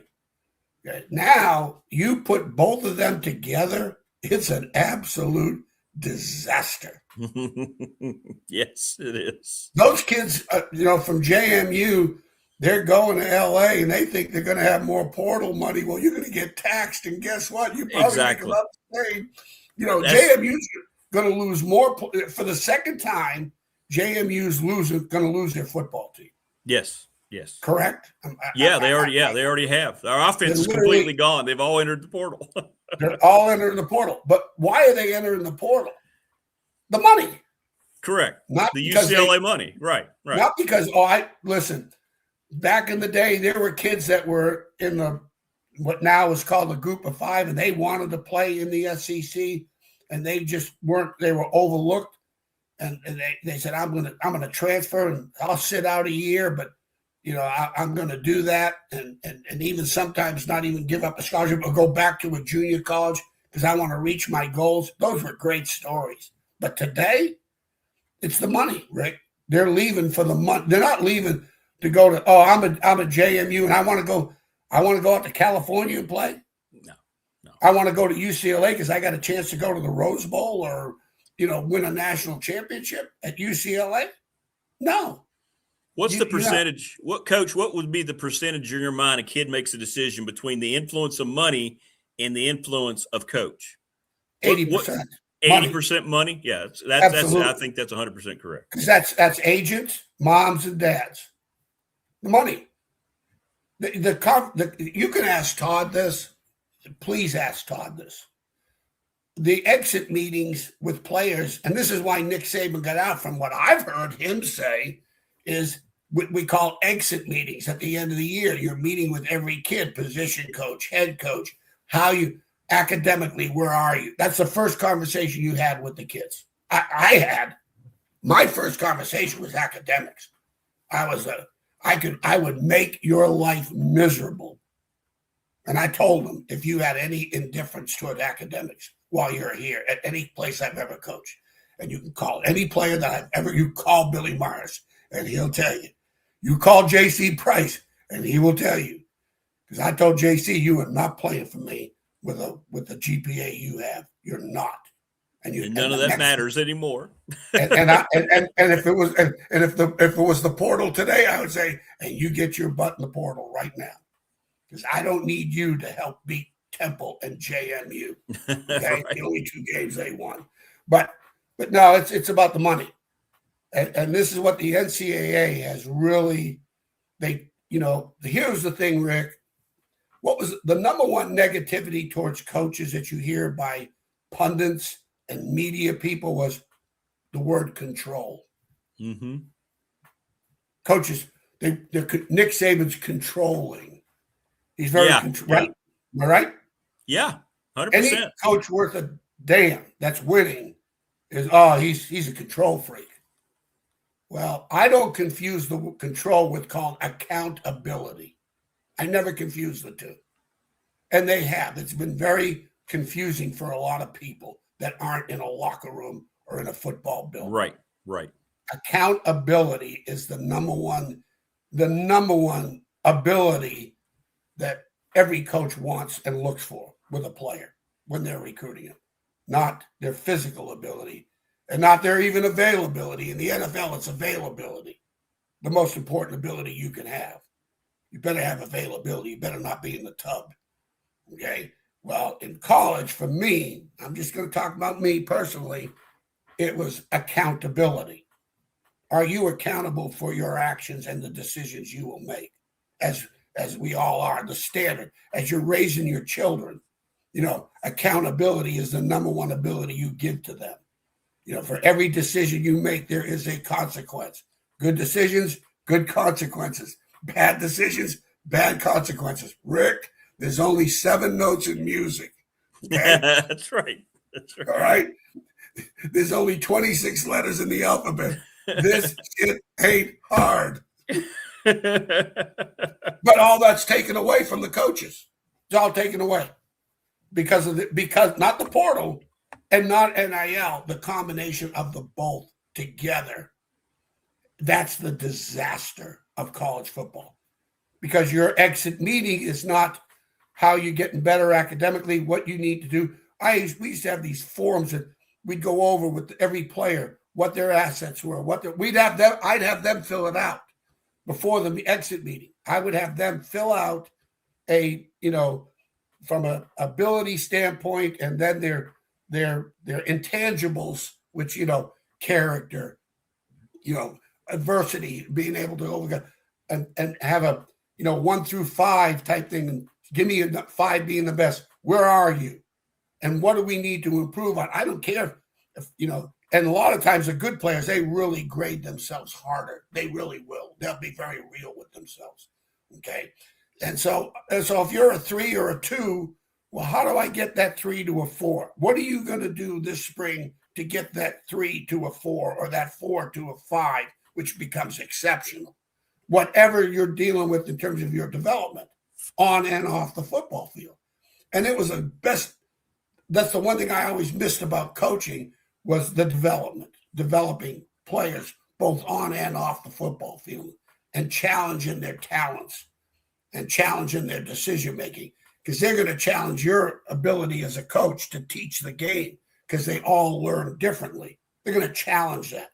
That's how you get better as a coach. You got to embrace that. Well, the trade-off is I'm going to challenge your talents and your decision-making. And with good decisions, good things are going to happen. Be accountable for the decisions that you make. And the one area was academics, where they have total control over. And all that is gone. Rick, I transferred. Mike, I went to Wayne Mary. I had to go an extra semester to graduate. A lot of the credits did transfer. But when you transfer, it's hard. As far as it was academically, you lost credits. Well, today, think about this. I'm on my third school in 4 years. What are you taking? That's transferable. What are you taking? Yeah. What do you think, Coach? People are asking you in chat, how do we fix it? Is there a fix? No, is there anything? There's nothing that it can't be fixed, can it? They don't want it fixed. Ohio State doesn't want it fixed. They got the money to do what they want. They don't want any ceiling on a cap or portal rules, because how many starters at Ohio State are they losing to the portal? How many? Yeah. How many starters at Georgia are they going to lose to the portal? What, they're going to get more money leaving Georgia as a starter? No, they're not. Are you serious? Yeah. So, no, the NCAA, this is my philosophy on it. A little off the wall, but this is my William and Mary part of me, which really screwed me up because I got to think. I learned how to think. How dare you go to a school for an education? Oh, very dangerous, Rick. Can't believe very that. Dangerous. And, Joe Tiller always told me, he says, Phil, this is Joe Tiller, and I stuck in my mind forever. I think this thing had legs as far as I was concerned. He said, Phil, the NCAA hates college football. They really do. Which is who? Presidents and ADs. Right. They hate it. At that time, they hate college coaches and they hate college football.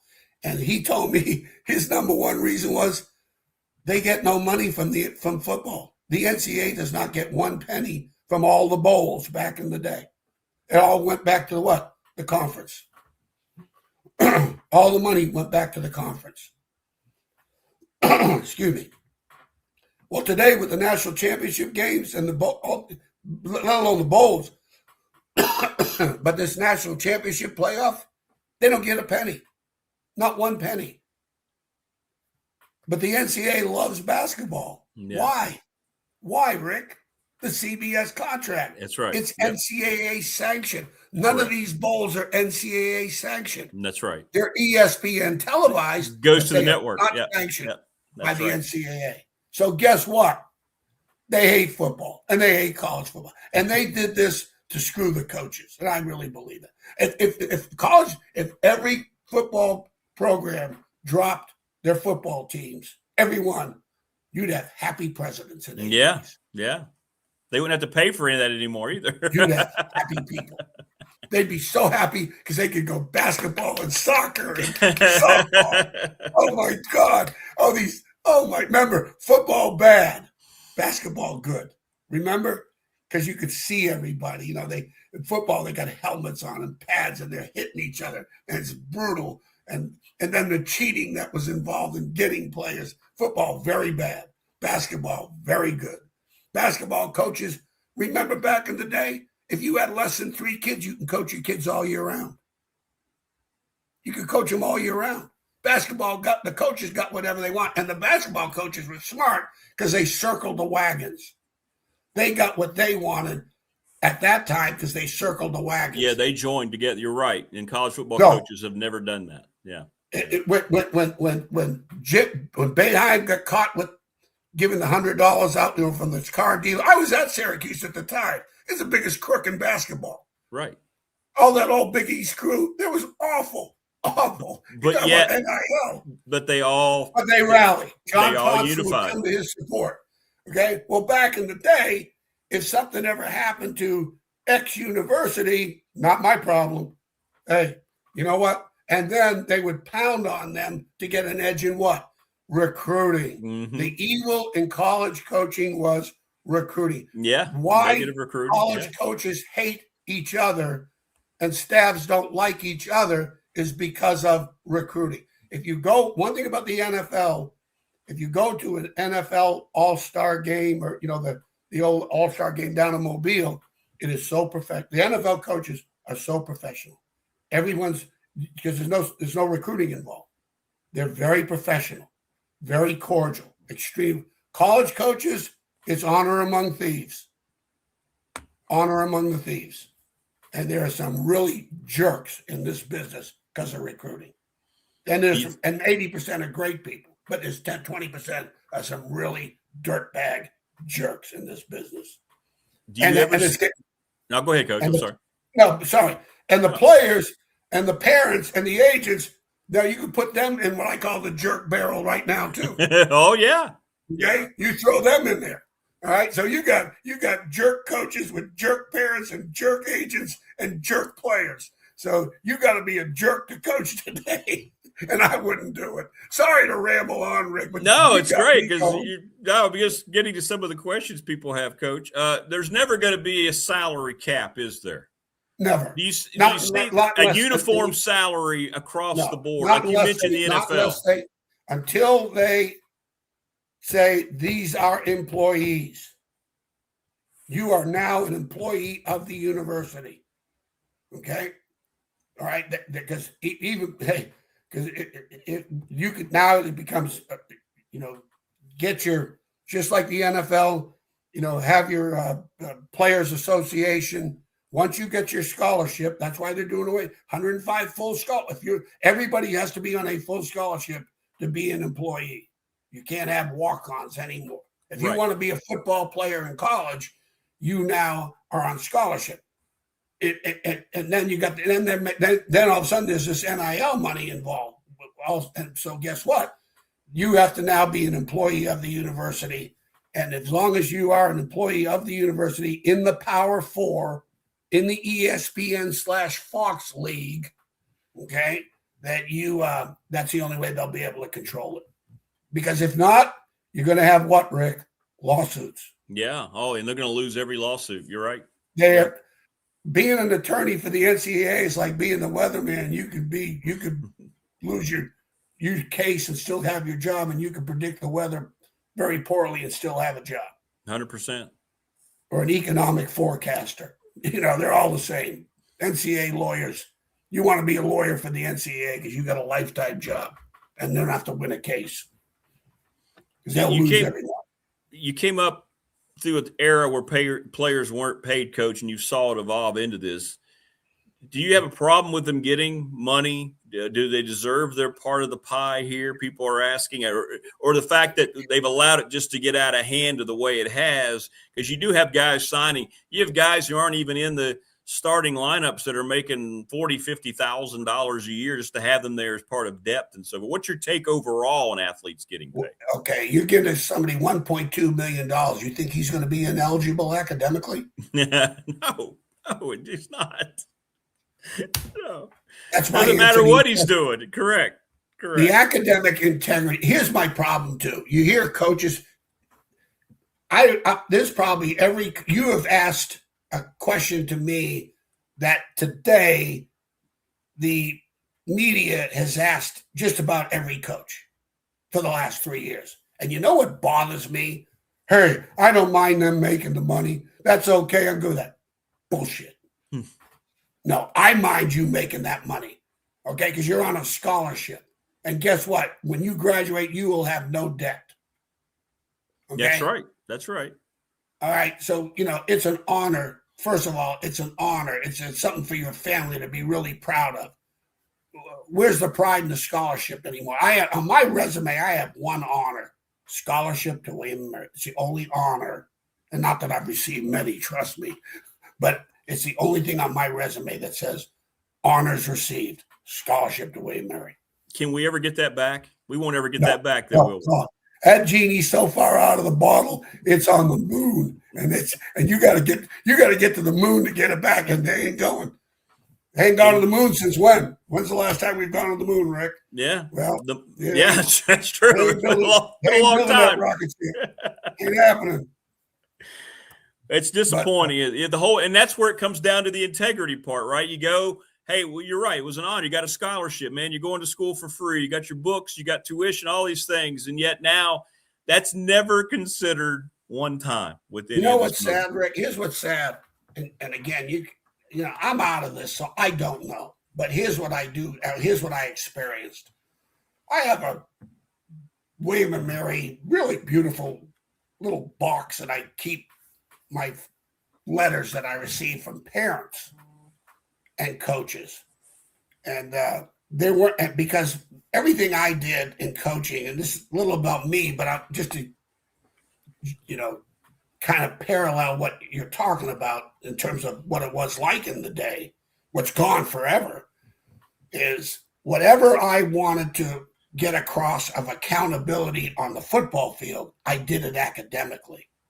Because the better the students, the better the football player. And I'm not talking about the letter grade. I'm talking about the competitive student in the classroom. The effort, yeah. The accountability, the discipline, going to class, do Coach Holtz, as he called the do-right rule. You do right. Do the right things. That was his number one rule when I played for him. And then, and if you didn't, you had consequences. So football, if your football player was unhappy, bitching and pissing and moaning, he's going to have a lot of people listening to him. Yeah. Mom and dad's going to listen to him. His girlfriend's going to listen to him. His high school coach is going to listen to him, and you're the bad guy. Even back in the day, they'll jump on you. And so right. I very rarely, I never did the football thing, because most of the time the best players and my starters were accountable students. Okay. And that's how I look at it. I'm not talking about the best students or the smartest students. They were accountable students. They were accountable to themselves and their family about earning a degree. Yeah. Those days are gone. They're gone. Because the parents don't care. They want the money. They want the money too. Yeah. They want the money. Oh, what So then now when you're talking about So I always, my most number one meeting, if I had a player come in my office, other than it was a football related exit meeting of how we're going to improve as a player, if you're in my office, it's either a good thing, academically you've done good, or academically you've done bad. I would say 85, and Todd will tell you this at Virginia Tech, 90% of my one-on-one meetings were about academics, not football.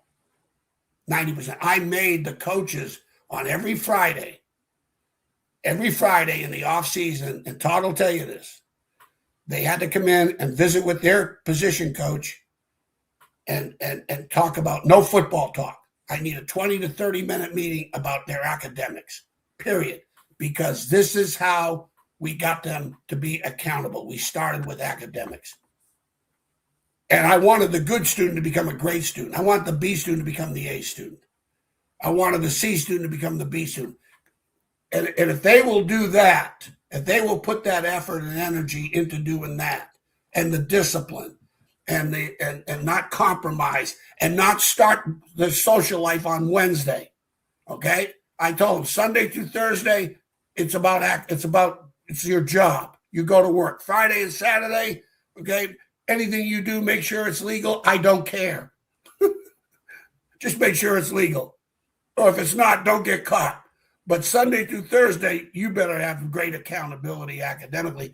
And that's how we were able to establish their football discipline, was through academics. Those days are over. So how do they do it now? How do you make them accountable now? Money. Well, I mean, money.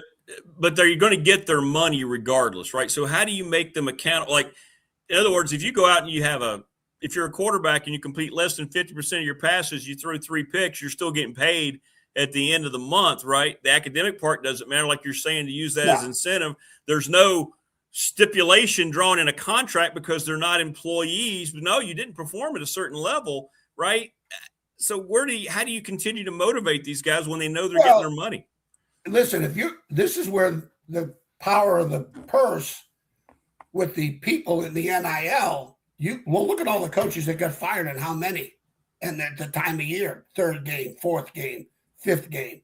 This is about the NIL money, the givers. No, I'm not giving you this much money and have you lose to Coastal Carolina, to ODU. Yeah. Or lose to LSU, whether it's LSU, Penn State, Virginia Tech, UCLA. These are the NIL givers with a louder voice than they've ever had before. The bankers and the doctors and the lawyers, they control the purse strings, but not like this. Now they haven't invested in the player, not the program. The change of the investor is not with the program, not with the weight room being named for them. It's the player. Money for the player. They should make the player on their jerseys where they got their NIL money from, yeah, that's right. On their jersey. So we brought to you by, I'm your new quarterback. Brought to you by. Brought to you by, or something stupid like that. That's the problem. So, like I said, a lot of, I'm glad they're making the money. No, I'm not. I'm not glad they're making the money. Because guess what? In 4 years, when the money stops and they're not in the NFL, they're gonna be problems. It's not gonna be like a lot of them, but you're gonna have problems they never had before with moms and dads with their sons when all this is taken away. They're gonna be major problems because they got nothing. What are they gonna fall back on? I'm not saying all of them, but there'll be enough larger percentage. You mark my words on this. Mark my words. You look at the NFL issues with some guys that once it's over, they got bad issues. Yeah, that's right. They got family problems. Their lives fall apart. Their lives fall flat. We're talking about suicidal tendencies. I know. And it's gonna happen, Rick. It's gonna happen. And you don't. This is what I really believe that when that stuff's taken away from them and their dreams are shattered because they've been allowed to leave, they've been allowed to compromise, and when it got tough, they were allowed to leave. There are some great examples of the portal and the quarterback play. You always hear about the Mendozas, or like I said, or the kid that started out an incarnate word, goes to Washington State, goes to Miami, then wins the Heisman. They're great stories. What's that percentage, Rick, of that story, what, 2% of the portal players that are going to be able to, have a movie made about him? Okay? Mendoza, there'll be a movie about him if he wins a national championship. Like there's already a Hulu movie about the Ward kid from Miami. Okay? That's 2%. What about the other 98%? That just that falls flat on its face. And they're able to keep moving from school to school to school to find a happy place. What are they going to do? Move from job to job to job? Yeah, that's right. A habit. That Bible verse in 1 Timothy means more now than ever before, right? The love of money is the root of all evil. This is what we're seeing throughout college sports, especially college football. What it is. It's going to tear it all apart. It already has. The academics are irrelevant today. Irrelevant. And okay, let's say you have a Hall of Fame. Virginia Tech has a Hall of Fame. All right. Let's say, for example, they got a kid that's on his third school. All right. Well, yes. You're going to be 3 Hall of Fames? Right. What's it going to mean? There are no more Hokies. There are no more Cavaliers. Chad Moore is going to be in the North Texas State Hall of Fame as well as UVA or TCU. Right. That's gone out the window. It's no honor to be in a Hall of Fame anymore. You won't have guys giving testimonials. What it means to be a Hokie to me. What it means to be a Michigan Wolverine to me. No. We know what it means to you. What the NIL meant to me. Yeah, without a doubt. And that's not. It's not being cynical. This is facts. It's just facts. A lot of times people equate, our conversation we're having right now, it could be equated as cynicism. Oh, you're just cynical. No. We got our eyes open. I know this. The thing I'm proud of, like I told you about this box I have, the letters that I got from parents and players about what the influence that I was able to have on them because of the academic and the improvement. You talk to Billy Myers, he'll tell you what a stickler I was in coaching on their academic accountability. He'll tell you. And they don't have that conversation anymore. There's not an assistant coach who's going to have an academic conversation anymore. And if I was back in coaching, don't you talk to me about that kid graduating. We're in the NFL as far as I'm concerned. We're not having academic meetings. I don't care if you go to class. Okay? I would be very cynical if I was coaching today about the academics. Oh no, this is business. You're getting $1.2 million. My job is to make sure you earn that $1.2 million. That's right. They'll call us cynical, my conversation with the player would be, you better listen to me because I'm going to put money in your pocket. That's right. They call us cynical, but we care about I tell you to do. And I was told in the NFL, if you could put money in a player's pocket by making them better, the old chicken or the egg, can't have one without the other, you will be an NFL coach forever. Yeah, that's right. And if you could sign a kid in the 5th, 6th round and make him a first rounder, the GMs will love you forever. You will be coaching in the league forever. Yeah. If you could do those two things, you will have a lifetime job as an assistant coach in the NFL. Well, it's they'll call us cynical, but it's not. Like you're saying, we came up during a time when it was different. Everybody says, "Oh, you're just get off my lawn." No, this is seeing things for the way that it is.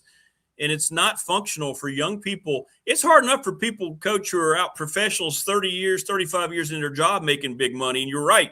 Guys who are older that can't handle it, they end up losing it all because they're rich and they don't know what to do. These are kids that are 18 to 21 years old making millions of dollars. There's no way they can handle it. There's no way.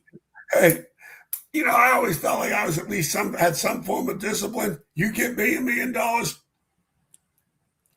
Exactly. Yeah. Oh, yeah. And I'm saying that from my perspective. I couldn't handle it. I wouldn't be able to handle it.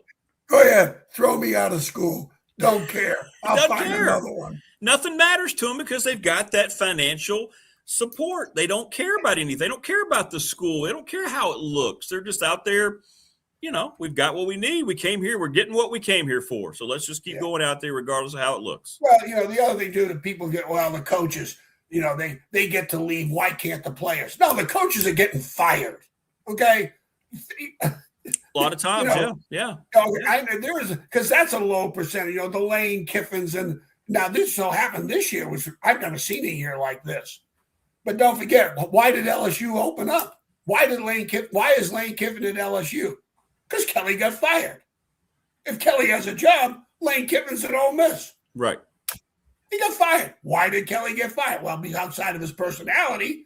Okay.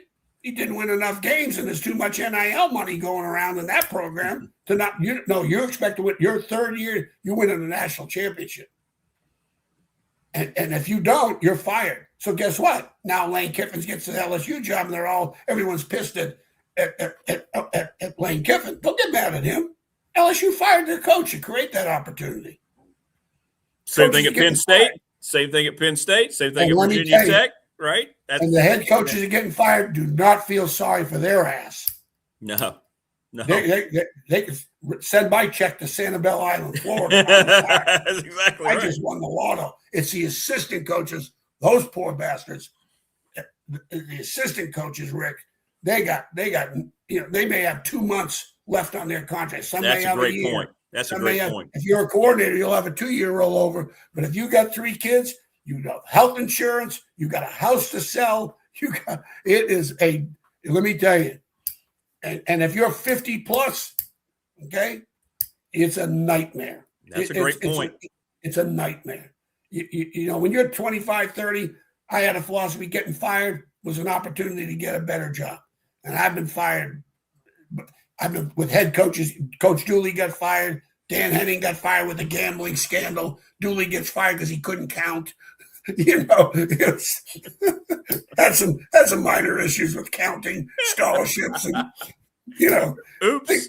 Little things, Rick. Little things. Yeah, little things. You're right. That's a great point. I mean, that's why guys like Jimbo Fisher go around saying, "Look, I've made all my money from my buyout. I'll come to your school you don't have to sign me for much." Nobody's going to take him up on that because his reputation's shot. But I mean, he's just saying it the way it is. What you're saying, he's been living the high life, not coaching football anymore. He didn't have to.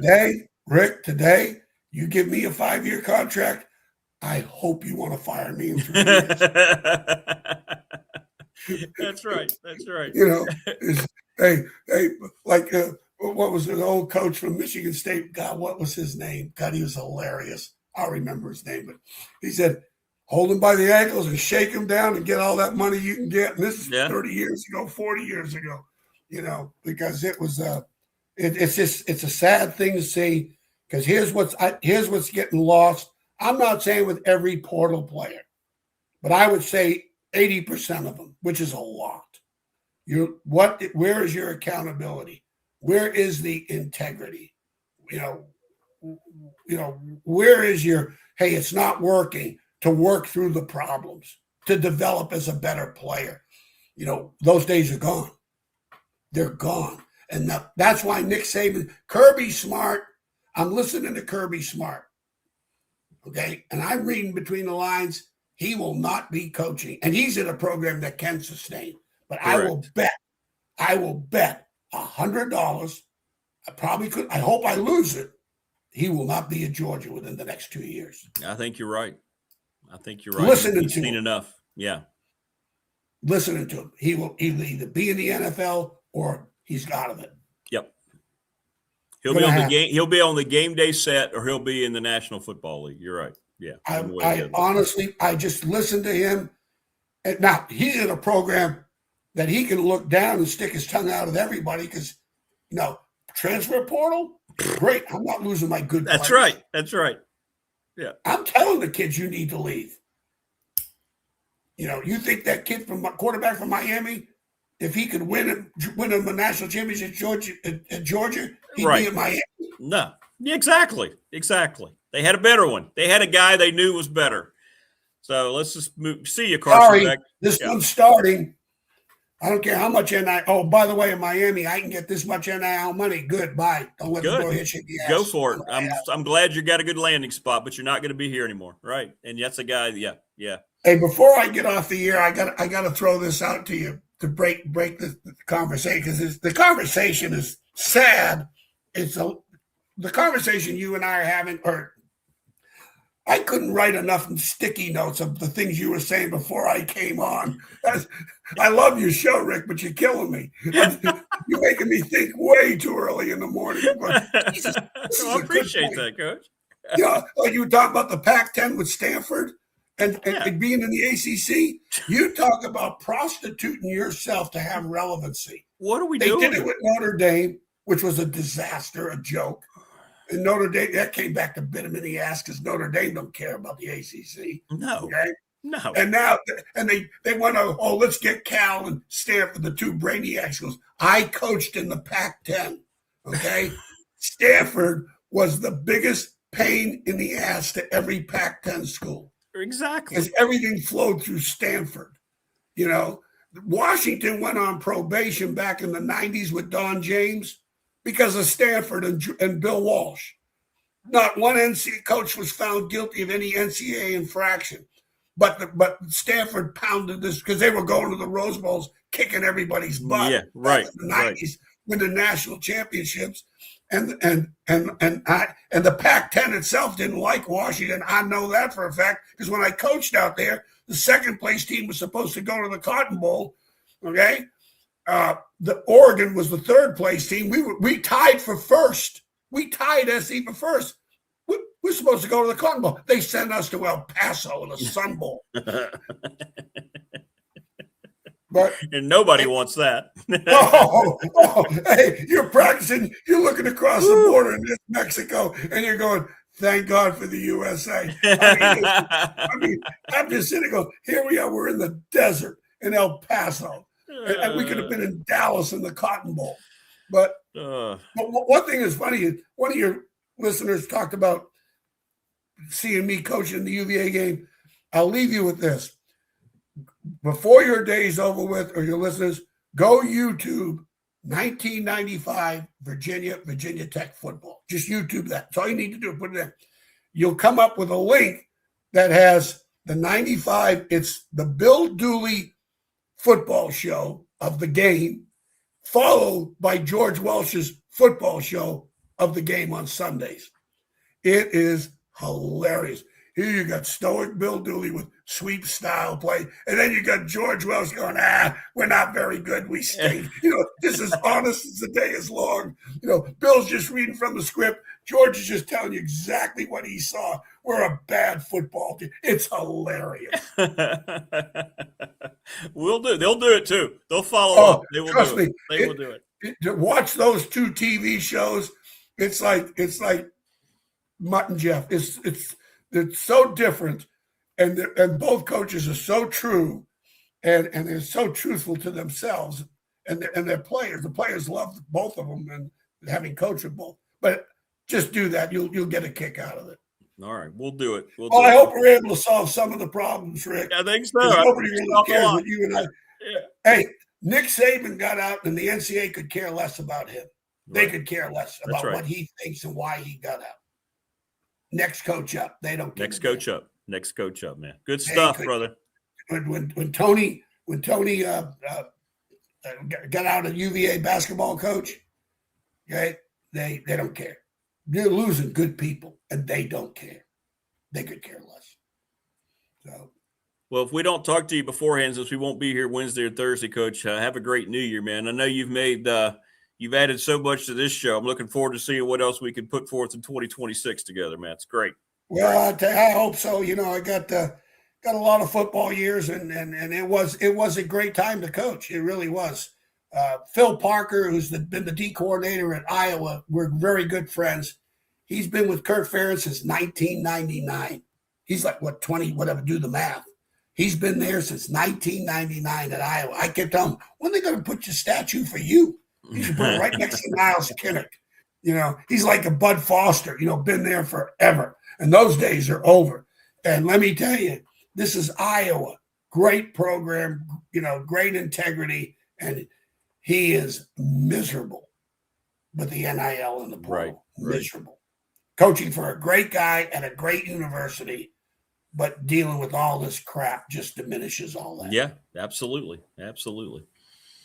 Well, all right, brother. Have a great rest of the week, Coach, and we'll talk again soon. I appreciate it, Rick. Thanks for having me. I'll shoot you a text or two. I appreciate it. Thanks, buddy. Happy New Year. Happy New Year, man. Great stuff from Coach Elmo, as always. Peeps are enjoying that thoroughly. It's great. It's great stuff. We're rolling along here on this Monday edition. Again, we won't have a show on New Year's Eve because I'll be traveling that morning. And then New Year's Day, we obviously won't have a show. So it's the same setup this week as we had last week during Christmas week. Hit us up on all of our sponsors, the Ready Set Fund. They are terrific, by the way. Give Bob Christ an email, bobchrist11@gmail.com. Professional Door Incorporated, residential, commercial garage doors. Travis Williams in Dublin, 38 years in business. Best at what they do. National Bank, member FDIC, thanks to Larry Ramsey. The exclusive banking partner of the program, the attorney Ryan Pry in Radford, 701 West Main Street in Radford, Trust and Estate Planning. Charles Lee, Little River Heating and Air, 540-553-2971. Let him and his crew save you money this winter by getting your heating units either replaced or updated, and they'll work with you on the best prices for that. We're presented each and every day by Pulaski County Sports Entertainment, thanks to Jonathan Sweet and Tim Miller. They are outstanding. McClellan Chiropractic, Mark Hundley, right off of Peppers Ferry Road. Thanks, Mark, for all your support. I got to get his T-shirt to him and to Travis up in Dublin. Family Fencing Studios here in Reiner, thanks to Jason Green for all their help. And they want to help get your fencing up and ready so your yard's ready to go and out and play in once we get into warmer weather. Thanks to everybody at the Montgomery County Chamber of Commerce. Thanks to Brandon at Top Shelf Apparel. James Lawson's Home Supply. NRV Super Bowl, thanks to them. Harvey's GM in Radford. All of their support. And if you want a T-shirt, hit me up. $20 here locally, $30 if you want them shipped, and we'll get as many to you as you need. So a lot going on here on the program. And keep it coming in the comment section. The chat's been great. I'm trying to figure out how to do the short snippets, TLB. There is a way to do that, but it's kind of hard to do that when you're a one-man staff. I got to figure that out. Yeah, you're right. If I put up little clips of some of these folks, we would get our subscriber base up immensely, very quickly.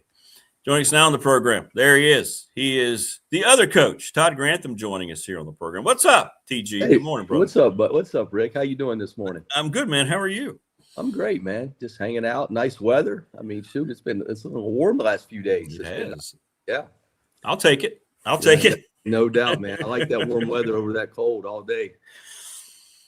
A lot going on, and Coach Elmo just pontificating about everything going on in college sports. It's great stuff. You could have Elmo for an hour. And oh my gosh, he's so good. Elmo, man, he likes running. He's awesome. So good.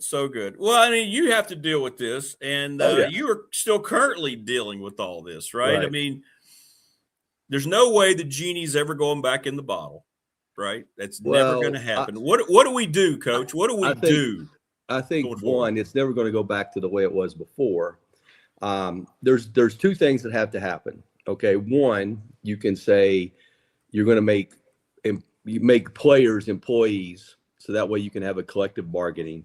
There's going to be some issues with that, because then, okay, who's going to represent them as far as like a college football players association, that kind of thing. The next thing is Congress can do an antitrust law that basically says you cannot sue the NCAA. And that's the point is. But one of those two things has to happen for it to move forward in the right way, because it's really, I don't want to say comical, but like a normal person can sit there and like, it's not sustainable. Like, it's not going to sustain itself. Eventually it's going to blow up. And the two main issues are the money and the ability to leave. You know what I mean? And it's not the kid's fault, because, like, for example, I know there's a kid right now that is getting ready to make $300,000. Okay, well, 21 years old, and somebody said, "Hey, I'm gonna give you $300,000." Well, I'd have probably done the same thing. I mean, that's like a lot of money, but it's not life-changing money, and it's really not the most important thing for you to develop value in yourself. I mean, the whole thing about college is your ability to create value in yourself. So as you move forward in your life, you can provide for your family, live a productive life, and be a part of society in a positive way. And then you can kind of pass that on. The gist of it. And that's what's, lost in the whole thing. Just like the whole, guys are transferring. Well, if you transfer 4 years, for example, which a lot of these guys do, there is first of all, how you can actually be eligible is tough because you have to have so many credits towards degree. So that kind of goes by the wayside because you never see anybody anymore that's academically ineligible because of progress towards degree. Okay. But the other issue is when you transfer, you have to have 30 hours from your school that you're graduating from. You have to have 30 hours from there to get a degree. Like you can't just transfer in for one semester and, hey, I'm a graduate of Pittsburgh. You know what I mean? Like that just doesn't happen. So what happens is when you decide to transfer and you go to your last school, you have to have 30 hours from that school. So let's say you take 15 hours, that would be 1 year, you could get it done. So that's where the issue is how are you getting your degree once your eligibility runs? Just like Pavier, the guy at Vanderbilt, and look, I got no trouble. I think he's a tremendous guy, but he actually had, when he was at his previous college, he was in 15 or 16 hours, and he had to take 21 online extra hours just to get in Vanderbilt. Okay, well that means he had 36 hours his last semester. I mean, that's pretty hard. You know what I'm saying? So you have all of these, academic things that are, being done right now. But when I first got into it, it was all about progress towards degree, graduation rate, and all those things. And now it's come to basically it's, how much money can you pay me? And, and it's a one-time deal. It's a one-time contract because there's no guardrails and guys can come and then they can choose to leave. So it's really hard to build a team. Yeah. That was the big thing that Nick had is your ability to build a team, relative to year 1, year 2, that, going into, year 2 or year 3, this is my team. Well, guys can get up and leave. So it's not sustainable the way it is. And what's going to happen is you're going to end up with more, guys, like you're going to end up with more Colorado, Florida State issues where all this, they're 13-0, 9-3, and then all of a sudden they're 1-11 because, you like, for example, the portal is going to open up January 2nd. And basically from January 2nd until whenever your drop ad date is for your university, that's how much you have. So you're talking anywhere from 15 to 20 days to get guys in. Well, how do you get to know a guy in that amount of time? So, yeah, right. So anyway, it's kind of, it's not sustainable. Something's going to happen eventually because it's broke, but it's kind of like I heard a coach say the other day, it's really broke. The only thing that's not broke is the dollar signs, meaning the salaries of the coaches, the salaries for the TV people. That's the only thing that's not broke on it because that's as high as it's ever been and it'll continue to rise. So that's going to really be honestly the mainstay of what makes the decision to have college football the way it is. So other than that right there, everything else about it needs to be fixed because at the end of the day, what happens is, and Phil was right, let's say a kid's making, let's say he's making between $200,000 and $300,000. Well, when he gets done playing, that's going to drop about 70% to I'm talking about a real job. Yeah. First time job. And it's like, how do you manage that? What's your literacy on that? So it's certainly something that needs to be addressed, but it's going to be a few years, I think, just because of the people involved. Yeah, that's a great point. As long as the TV networks are still making money, they're right. It's not going to go away. And you're right. The next deal that's going to come up, this massive TV deal, is going to be larger than anything we've ever imagined with college football in particular for those. Yeah. And the money's what drives the decisions nowadays. And then that's really what drives, like, if you're going to have coaches fired like we've had this year, every year, because what happens is, like in the National Football League, the reason it's like that is you got 32 teams. It's very competitive. Like if you look like 9 and can still get in the playoffs. You know what I mean? Even the number 1 seed is going to have 4 to 5 losses. Yeah. Well, that's what they want. The NFL wants parity and they want the cycle. So in other words, if you had a bad year this year, like the Bears, for example, a year ago, they were poor. Well, this year they're doing great. Well, that keeps fan interest going. You know, if you have a team that, unfortunately, like the Jets, I mean, they're a special group, but like they don't want them to be poor every year. They want it to cycle to where you're bad this year, next year you're in the playoffs. So that keeps interest, and they want that. So that's why the draft is the way it is, meaning the worse you do, the higher you pick. And the worse you do, the easier your schedule is the next year, which is the reason that the Patriots have had the schedule they had this year, is because of what they did last year, and that allows them to have success. So that's everything that they want in football. But even then, you're going to have 8 firings every year, okay? Well, in college football now, what's happened is you have the playoffs. And I said this from the beginning. Now it's going to be all about, did I make the playoffs or not, okay? Because the bowl system is done. All right, so now these boosters or these donors will look, did we make the playoffs or not? And if they don't feel that it's going in the direction it needs to go, well, I just won't give you my money. Because, you know, you have to have the money to pay the players. Because a lot of people forget when Jimbo was at Texas A&M and they had that great recruiting class, I don't know, it'd been about 4 years ago, I guess. And they actually ended up not being able to pay those guys at the end of the year because they were losing. And people quit donating to the cause, and that became a financial issue. So, you know, the money's going to talk more than it ever has in college athletics because you need the money to be able to pay the players. So that's the direction things are going right now. Well, and you're right. I mean, it's just with the fans, and they know the fans are going to keep going back, right? We've had people that are talking about all this and understand the problem. They're all excited about, you know, who James Franklin's going to announce out of the portal to be his quarterback. And I get it because we're fans. That's what we want. And we're the reason always, right? We've been taken for granted because they've been right all along.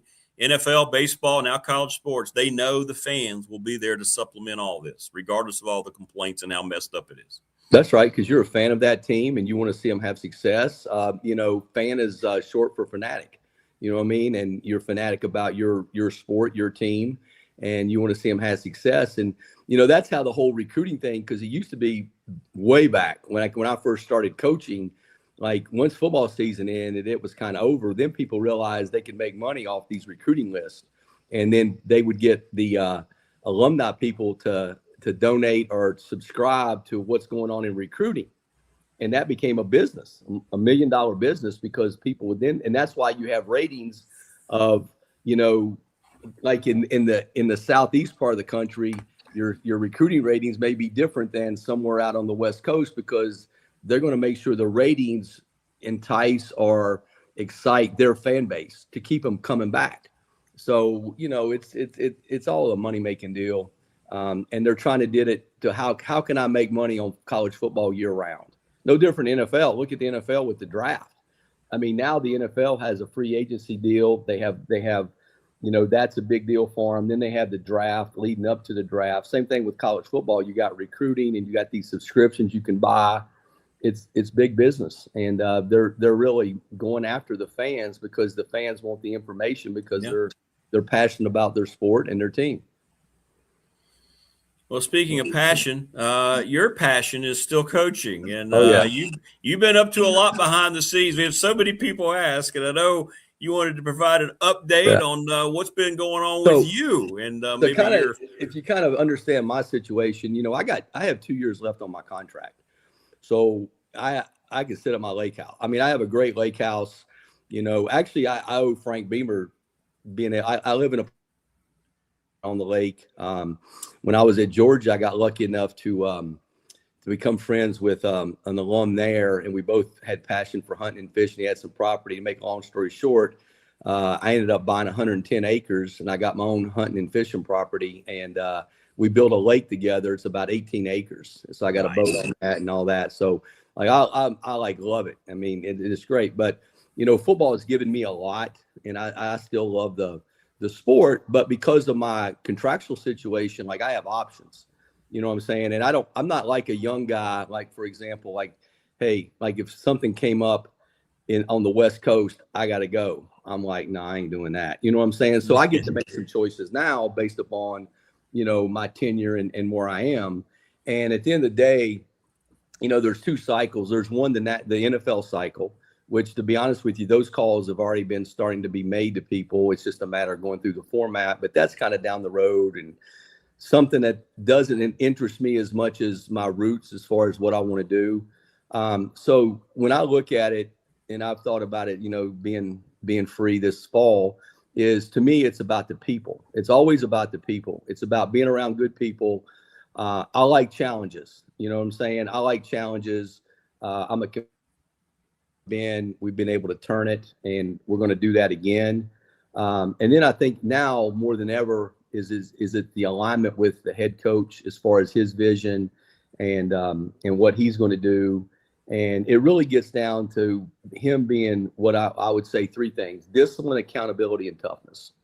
However you get to it, you got to have those three things. So I'll be honest with you, I'm pretty far down the road right now with someone, and I don't want to say yet exactly, but I would say within the next 12 to 36 hours, you'll be the first to know, Rick, and you'll be Pete Thamel on it. So that way people can tune in tomorrow for your podcast, or later on your Facebook, Twitter deal, and you'll be able to announce, and we'll see where it takes us. But I did a lot of thinking on it, and I'm going to do what I want to do, and be in a place that I want to be and around people I want to be. Because at the end of the day, it's not that it wasn't important to me earlier, but when you're younger, you have these expectations and things like that. But for me, it's really about people, and it's about area of the country. It's about vision, and it's about making a difference, and it's about taking on challenges.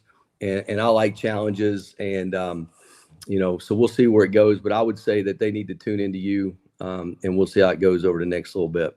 Well, congratulations, bro. That's great news. It's great news. And I know it's one of those deals where people have asked, and I've wanted to ask you, I'm like, I don't want to get, and I know he's got his thing going on. I'm not going to sit there and bug him about it. I know he's got stuff going on. So that's great news. And I can't wait to get the word out. And the thing about it was, people are like, didn't he say he was going to make a stipulation just to be on your show? You were serious about that. That's part of the holdup. I got to get that stipulation in there. That's part of the holdup right now. So, that'll come down to the whole deal. Let's talk about this Watson dude in his show. Yeah, exactly. What about this Watson guy and big dog sports talk? Exactly what is that? So anyway, we'll see. But no, it's fun, man. But football has been great to me. I enjoy it, and there's still kids. There's still kids out there. It's just that they're misguided a little bit. You got to try to educate them as best you can and try to make a difference that way. Just like, for example, I heard Phil talking about the classes aren't important anymore. Well, they changed the rule. Like it used to be when I was in school, and even when I coached up until last year, that if you went to summer school, because a lot of guys have to go to summer school, one, to take courses towards graduation, but also to get paid so they can survive because they can work out. So like if you went to summer school, you had to take classes. So you only took whatever it was, 6 hours, something like that. Well, they passed the rule last year that you didn't have to take classes to be in summer school. I'm like, well, why is it summer school? I mean, so you could pay players in the off season just to train. Well, you're not training until 1 o'clock or 2 o'clock in the afternoon. You know what I'm saying? Because you're going to do it as a team. So even in my guys, I'm like, what are you going to do till 1 o'clock? And I said, you're wasting your time. I said, because eventually you're going to have to take those classes anyway. So anyway, I had 3 guys, and they ended up taking anywhere from 3 to 6 hours. I'm like, dude, I mean, you're sitting on your ass. You're doing nothing in the morning, take the class, and now you're further towards your degree. And they kind of come around. They saw it. They didn't like it. But I'm like, how many video games can you play? How long can you sleep? I mean, like, I get it. But, like, do something with yourself to, create value down the road. Because if you don't do it now, you're going to have to do it later on. So you might as well do it now when you got an opportunity. So that's just an example of one rule that was changed that, like, it's not in the best interest of the player because – honestly, I would have probably been the same way. I don't want to take classes because nobody liked taking classes in the summer. Sure. But, they basically changed it to where, okay, you don't have to take classes and we'll still pay you to work out. Okay, well, that ain't really in the best interest of the kid to do that. And that's kind of what, what we're at right now. But it's all good. You just gotta understand the rules, deal with it, and like I said, we all love it. It's a great sport. It's a tough sport. It does make people better. I mean, if you can look at people and your ability to be successful on a team, and the mental toughness it creates, the accountability it creates, there's nothing like it. And if our world was more like that, we would be better off anyway. So, just trying to be a part of it and influence people the best I can, as long as I still like it and I enjoy it. So I'm going to continue to do it. Well, that's awesome. That's awesome. I can't wait to find out where it's going to be. Because people don't believe me. I don't know. I have not asked, and I didn't want Todd to tell me, so I don't know yet. Yeah. I want to ask you about this. Your idea is getting a lot of play. You brought this up months ago about the moving the bowl games to the start of the season, and I'm seeing more and more people talk about that now. Yeah, well, first of all, the bowl sites, like those sites, that's like important to their communities. You know what I mean? Like that, it's revenue. It's revenue for the community. There's some good causes that come out of it. There's some fundraising that come out of it. So it is. And back in the day, if you remember, like on New Year's Day, man, you got up, you was gonna watch the Cotton Bowl. I mean, it was like the Rose Bowl. I mean, it was awesome. Orange Bowl. All of that stuff was awesome. So I kind of look at it now as just put it on the front end, because that's when the players are there. You know what I'm saying? And then to me, the issue is the committee itself basically in this last college football rankings basically said you can hurt yourself with your off seasons, with your non-conference schedule. I mean, all you got to do is look at Texas. I mean, Texas loses, I think it was 14-7 at Ohio State, and Oklahoma beat, Michigan at home. And in the SEC rankings, Texas is actually ahead of Oklahoma, but yet in the college football rankings, they're not close to them. And truthfully, in my opinion, Texas is a better team than Oklahoma because they got a better offense and everything. But that doesn't matter. But my point is if you had the bowl system early, you can have some non-conference games, some big games. You can create excitement. You get the revenue for those areas, and then basically have it at the beginning of the year. And that way it can kind of lead into the season and that kind of thing, and be throughout the, whether it's Labor Day weekend or whatever, and kind of go that route with it. And then on the back end, get your playoff system right from the numbers to where, because that playoff weekend was exciting. There just wasn't many teams playing, and you had two games that were really non-competitive. But if you ended up making that a bigger number, you could do that and not have any more weeks, because we basically had like 3 buys. Yeah. If you look at it the way it's been, you had the championship weekend, which other than the champions, nobody played. All right. Then you basically had a bye the next weekend, and then they played, and then you've had buys. So like Indiana and Georgia and them haven't played, since their championship game. So you can make it work, but it's about being on the same page and, doing what's best for the sport. And to me, the bowl games, and I'm not saying they're not important, because they are important to some teams, but when you have all these opt-outs, guys don't want to play. I just like the guy at Vanderbilt, the tight end, he's going to be, he opted out, yesterday. He's not going to play. And I just think, if you're playing that bowl game in the beginning of the year, it can be like the ACC, Big Ten Challenge, SEC, ACC, whatever it is. I mean, I like it. And just create some excitement. But I think you're going to have to do something like that, because I think a lot of these schools are going to shy away from the big non-conference games because of the committee and what they did. They're going to start playing, which then hurts the fan, because you're going to have to pay season tickets to watch these home games, and you're going to watch them play, no offense, but like VMI. I don't think if I'm a Tech fan, I got to spend up my hard-earned money for season tickets, and I got VMI on there. Well, I'd much rather see, Notre Dame, or I'd much rather see Vanderbilt, or I'd much rather see a legitimate game as opposed to a game like that. Yeah. And the sponsors are going to see the ratings. They're going to lose that. Once they start speaking, the people who sponsor these bowls, and they drop out, then that's when you're going to see people pay attention and going to say, okay, how about we move them to the front? That way, the ratings, like you said, people be so excited about the start of the new season, Yeah. Here's whatever bowl game we're talking about between boom, boom, and then the ratings are huge, more sponsor money, more ratings money. It all makes sense. It does. Always follow the money. Just follow the money. Absolutely. Follow the money. I mean, that's all you got to do, man. You follow the money, you'll probably find out where the decision's coming from. 100%. 100%.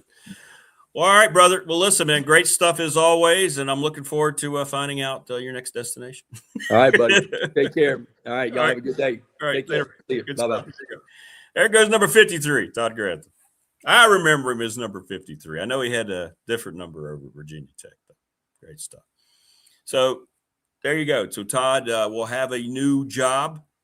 Can't quite comment on it yet, Morris, because he's got to get everything finalized, but we will have the announcement here, hopefully tomorrow on the program. Since we're not doing a program Wednesday and Thursday. I had originally planned on doing a New Year's Eve show to round out the year, but now we have a New Year's Eve basketball game. So I'm traveling early that morning to Spartanburg. So we'll have a show tomorrow, then another show Friday, but I will not be able to do a show on Wednesday. And then I wasn't planning on doing one New Year's Day. So hopefully tomorrow we'll have it. And if not, we don't have it on the show. We'll have it for you on our Facebook page. We'll have the complete announcement information. And Thamel, we're going to beat you. We're going to beat you on at least one. But with Todd's vast experience, I'll say this, he's had a lot of activity in the off season. A lot of people have been ringing up that phone. And it sounds like he also had some NFL things that could have materialized. But his passion is with the collegiate game, and he spent some time with the Saints, did a great job there. And then last year, Oklahoma State, he got caught in the fallout of what was going on there. By the way, that Oklahoma State team didn't win another damn game after they made the coaching change. They went 0 for the rest of the season, so it kind of tells you that was a move made for reasons that, well, let's put it this way. When the AD got rid of that coaching staff, he got a promotion. So, yeah. Good luck, Cowpokes, going forward. Good luck. But we'll have that for you coming up. We will let you know. As soon as Todd lets me know and it's okay to bring up, we will. I won't do it before and all these things. Morris says Wednesday, New Year's Eve block party. Come on down. I'll be healed and sound as a pound, getting to know my new neighbors. It'd be great to spend New Year's Eve with you in the Palm Coast. I'll be in Spartanburg. I'll be a little closer to you for the conference opener for Radford Hoops. Great stuff today, man. Thanks to Coach Elmo and Coach Grantham. That's good stuff. You don't get that, folks. I hope everybody appreciates the insight. You got a guy like Coach Elmo who did it for 50 years who can tell you all the insights. You got a guy like Coach Grantham who's done it for 30 plus years in both the NFL, highest level of college football, Alabama, Georgia, you name it. And now he's getting back into the game. You're getting insight from people who know what's going on. This isn't just somebody talking and bringing up things that they don't know about. It's great to hear that. It kind of puts you inside. So I really appreciate all those folks being part of the show. And it's what's made this whole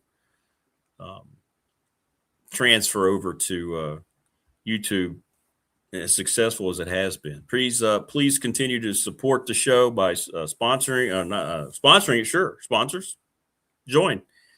We've helped everybody here that's been on the show so far. Everybody's told me that they're getting reaction, and that's what it's all about.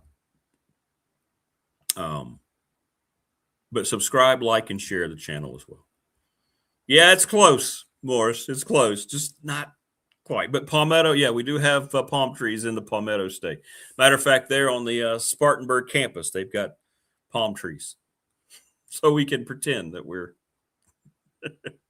down there with you at the Palm Coast. Great stuff here in the Money. Thanks, everybody. Appreciate you so much. Thanks for all the great comments. Remember, there's no wrong answers ever in your comments as long as you're not being intentionally hateful, because it's your opinion and your opinion matters. And don't think that it doesn't. You always have an outlet here. Whether we agree or disagree, I don't give a damn. You always will be heard, whether it's through our McClellan Chiropractic chat or whether it's on the Professional Door Incorporated text line. I appreciate everything. All your input means a lot. And we might debate, we might not agree, and we might not see eye to eye, but that's great. See how we continue to talk and nobody takes it personally. You know, the way life's supposed to be, as opposed to so many times now where you immediately get angry and just want to support the immediate demise of someone who disagrees with you. I don't know how we've gotten there, but boy, it's just too commonplace. But everybody take care. We'll see you tomorrow on the Tuesday edition. Thanks, everybody, for watching. Enjoy the rest of your Monday. See you later. Be good.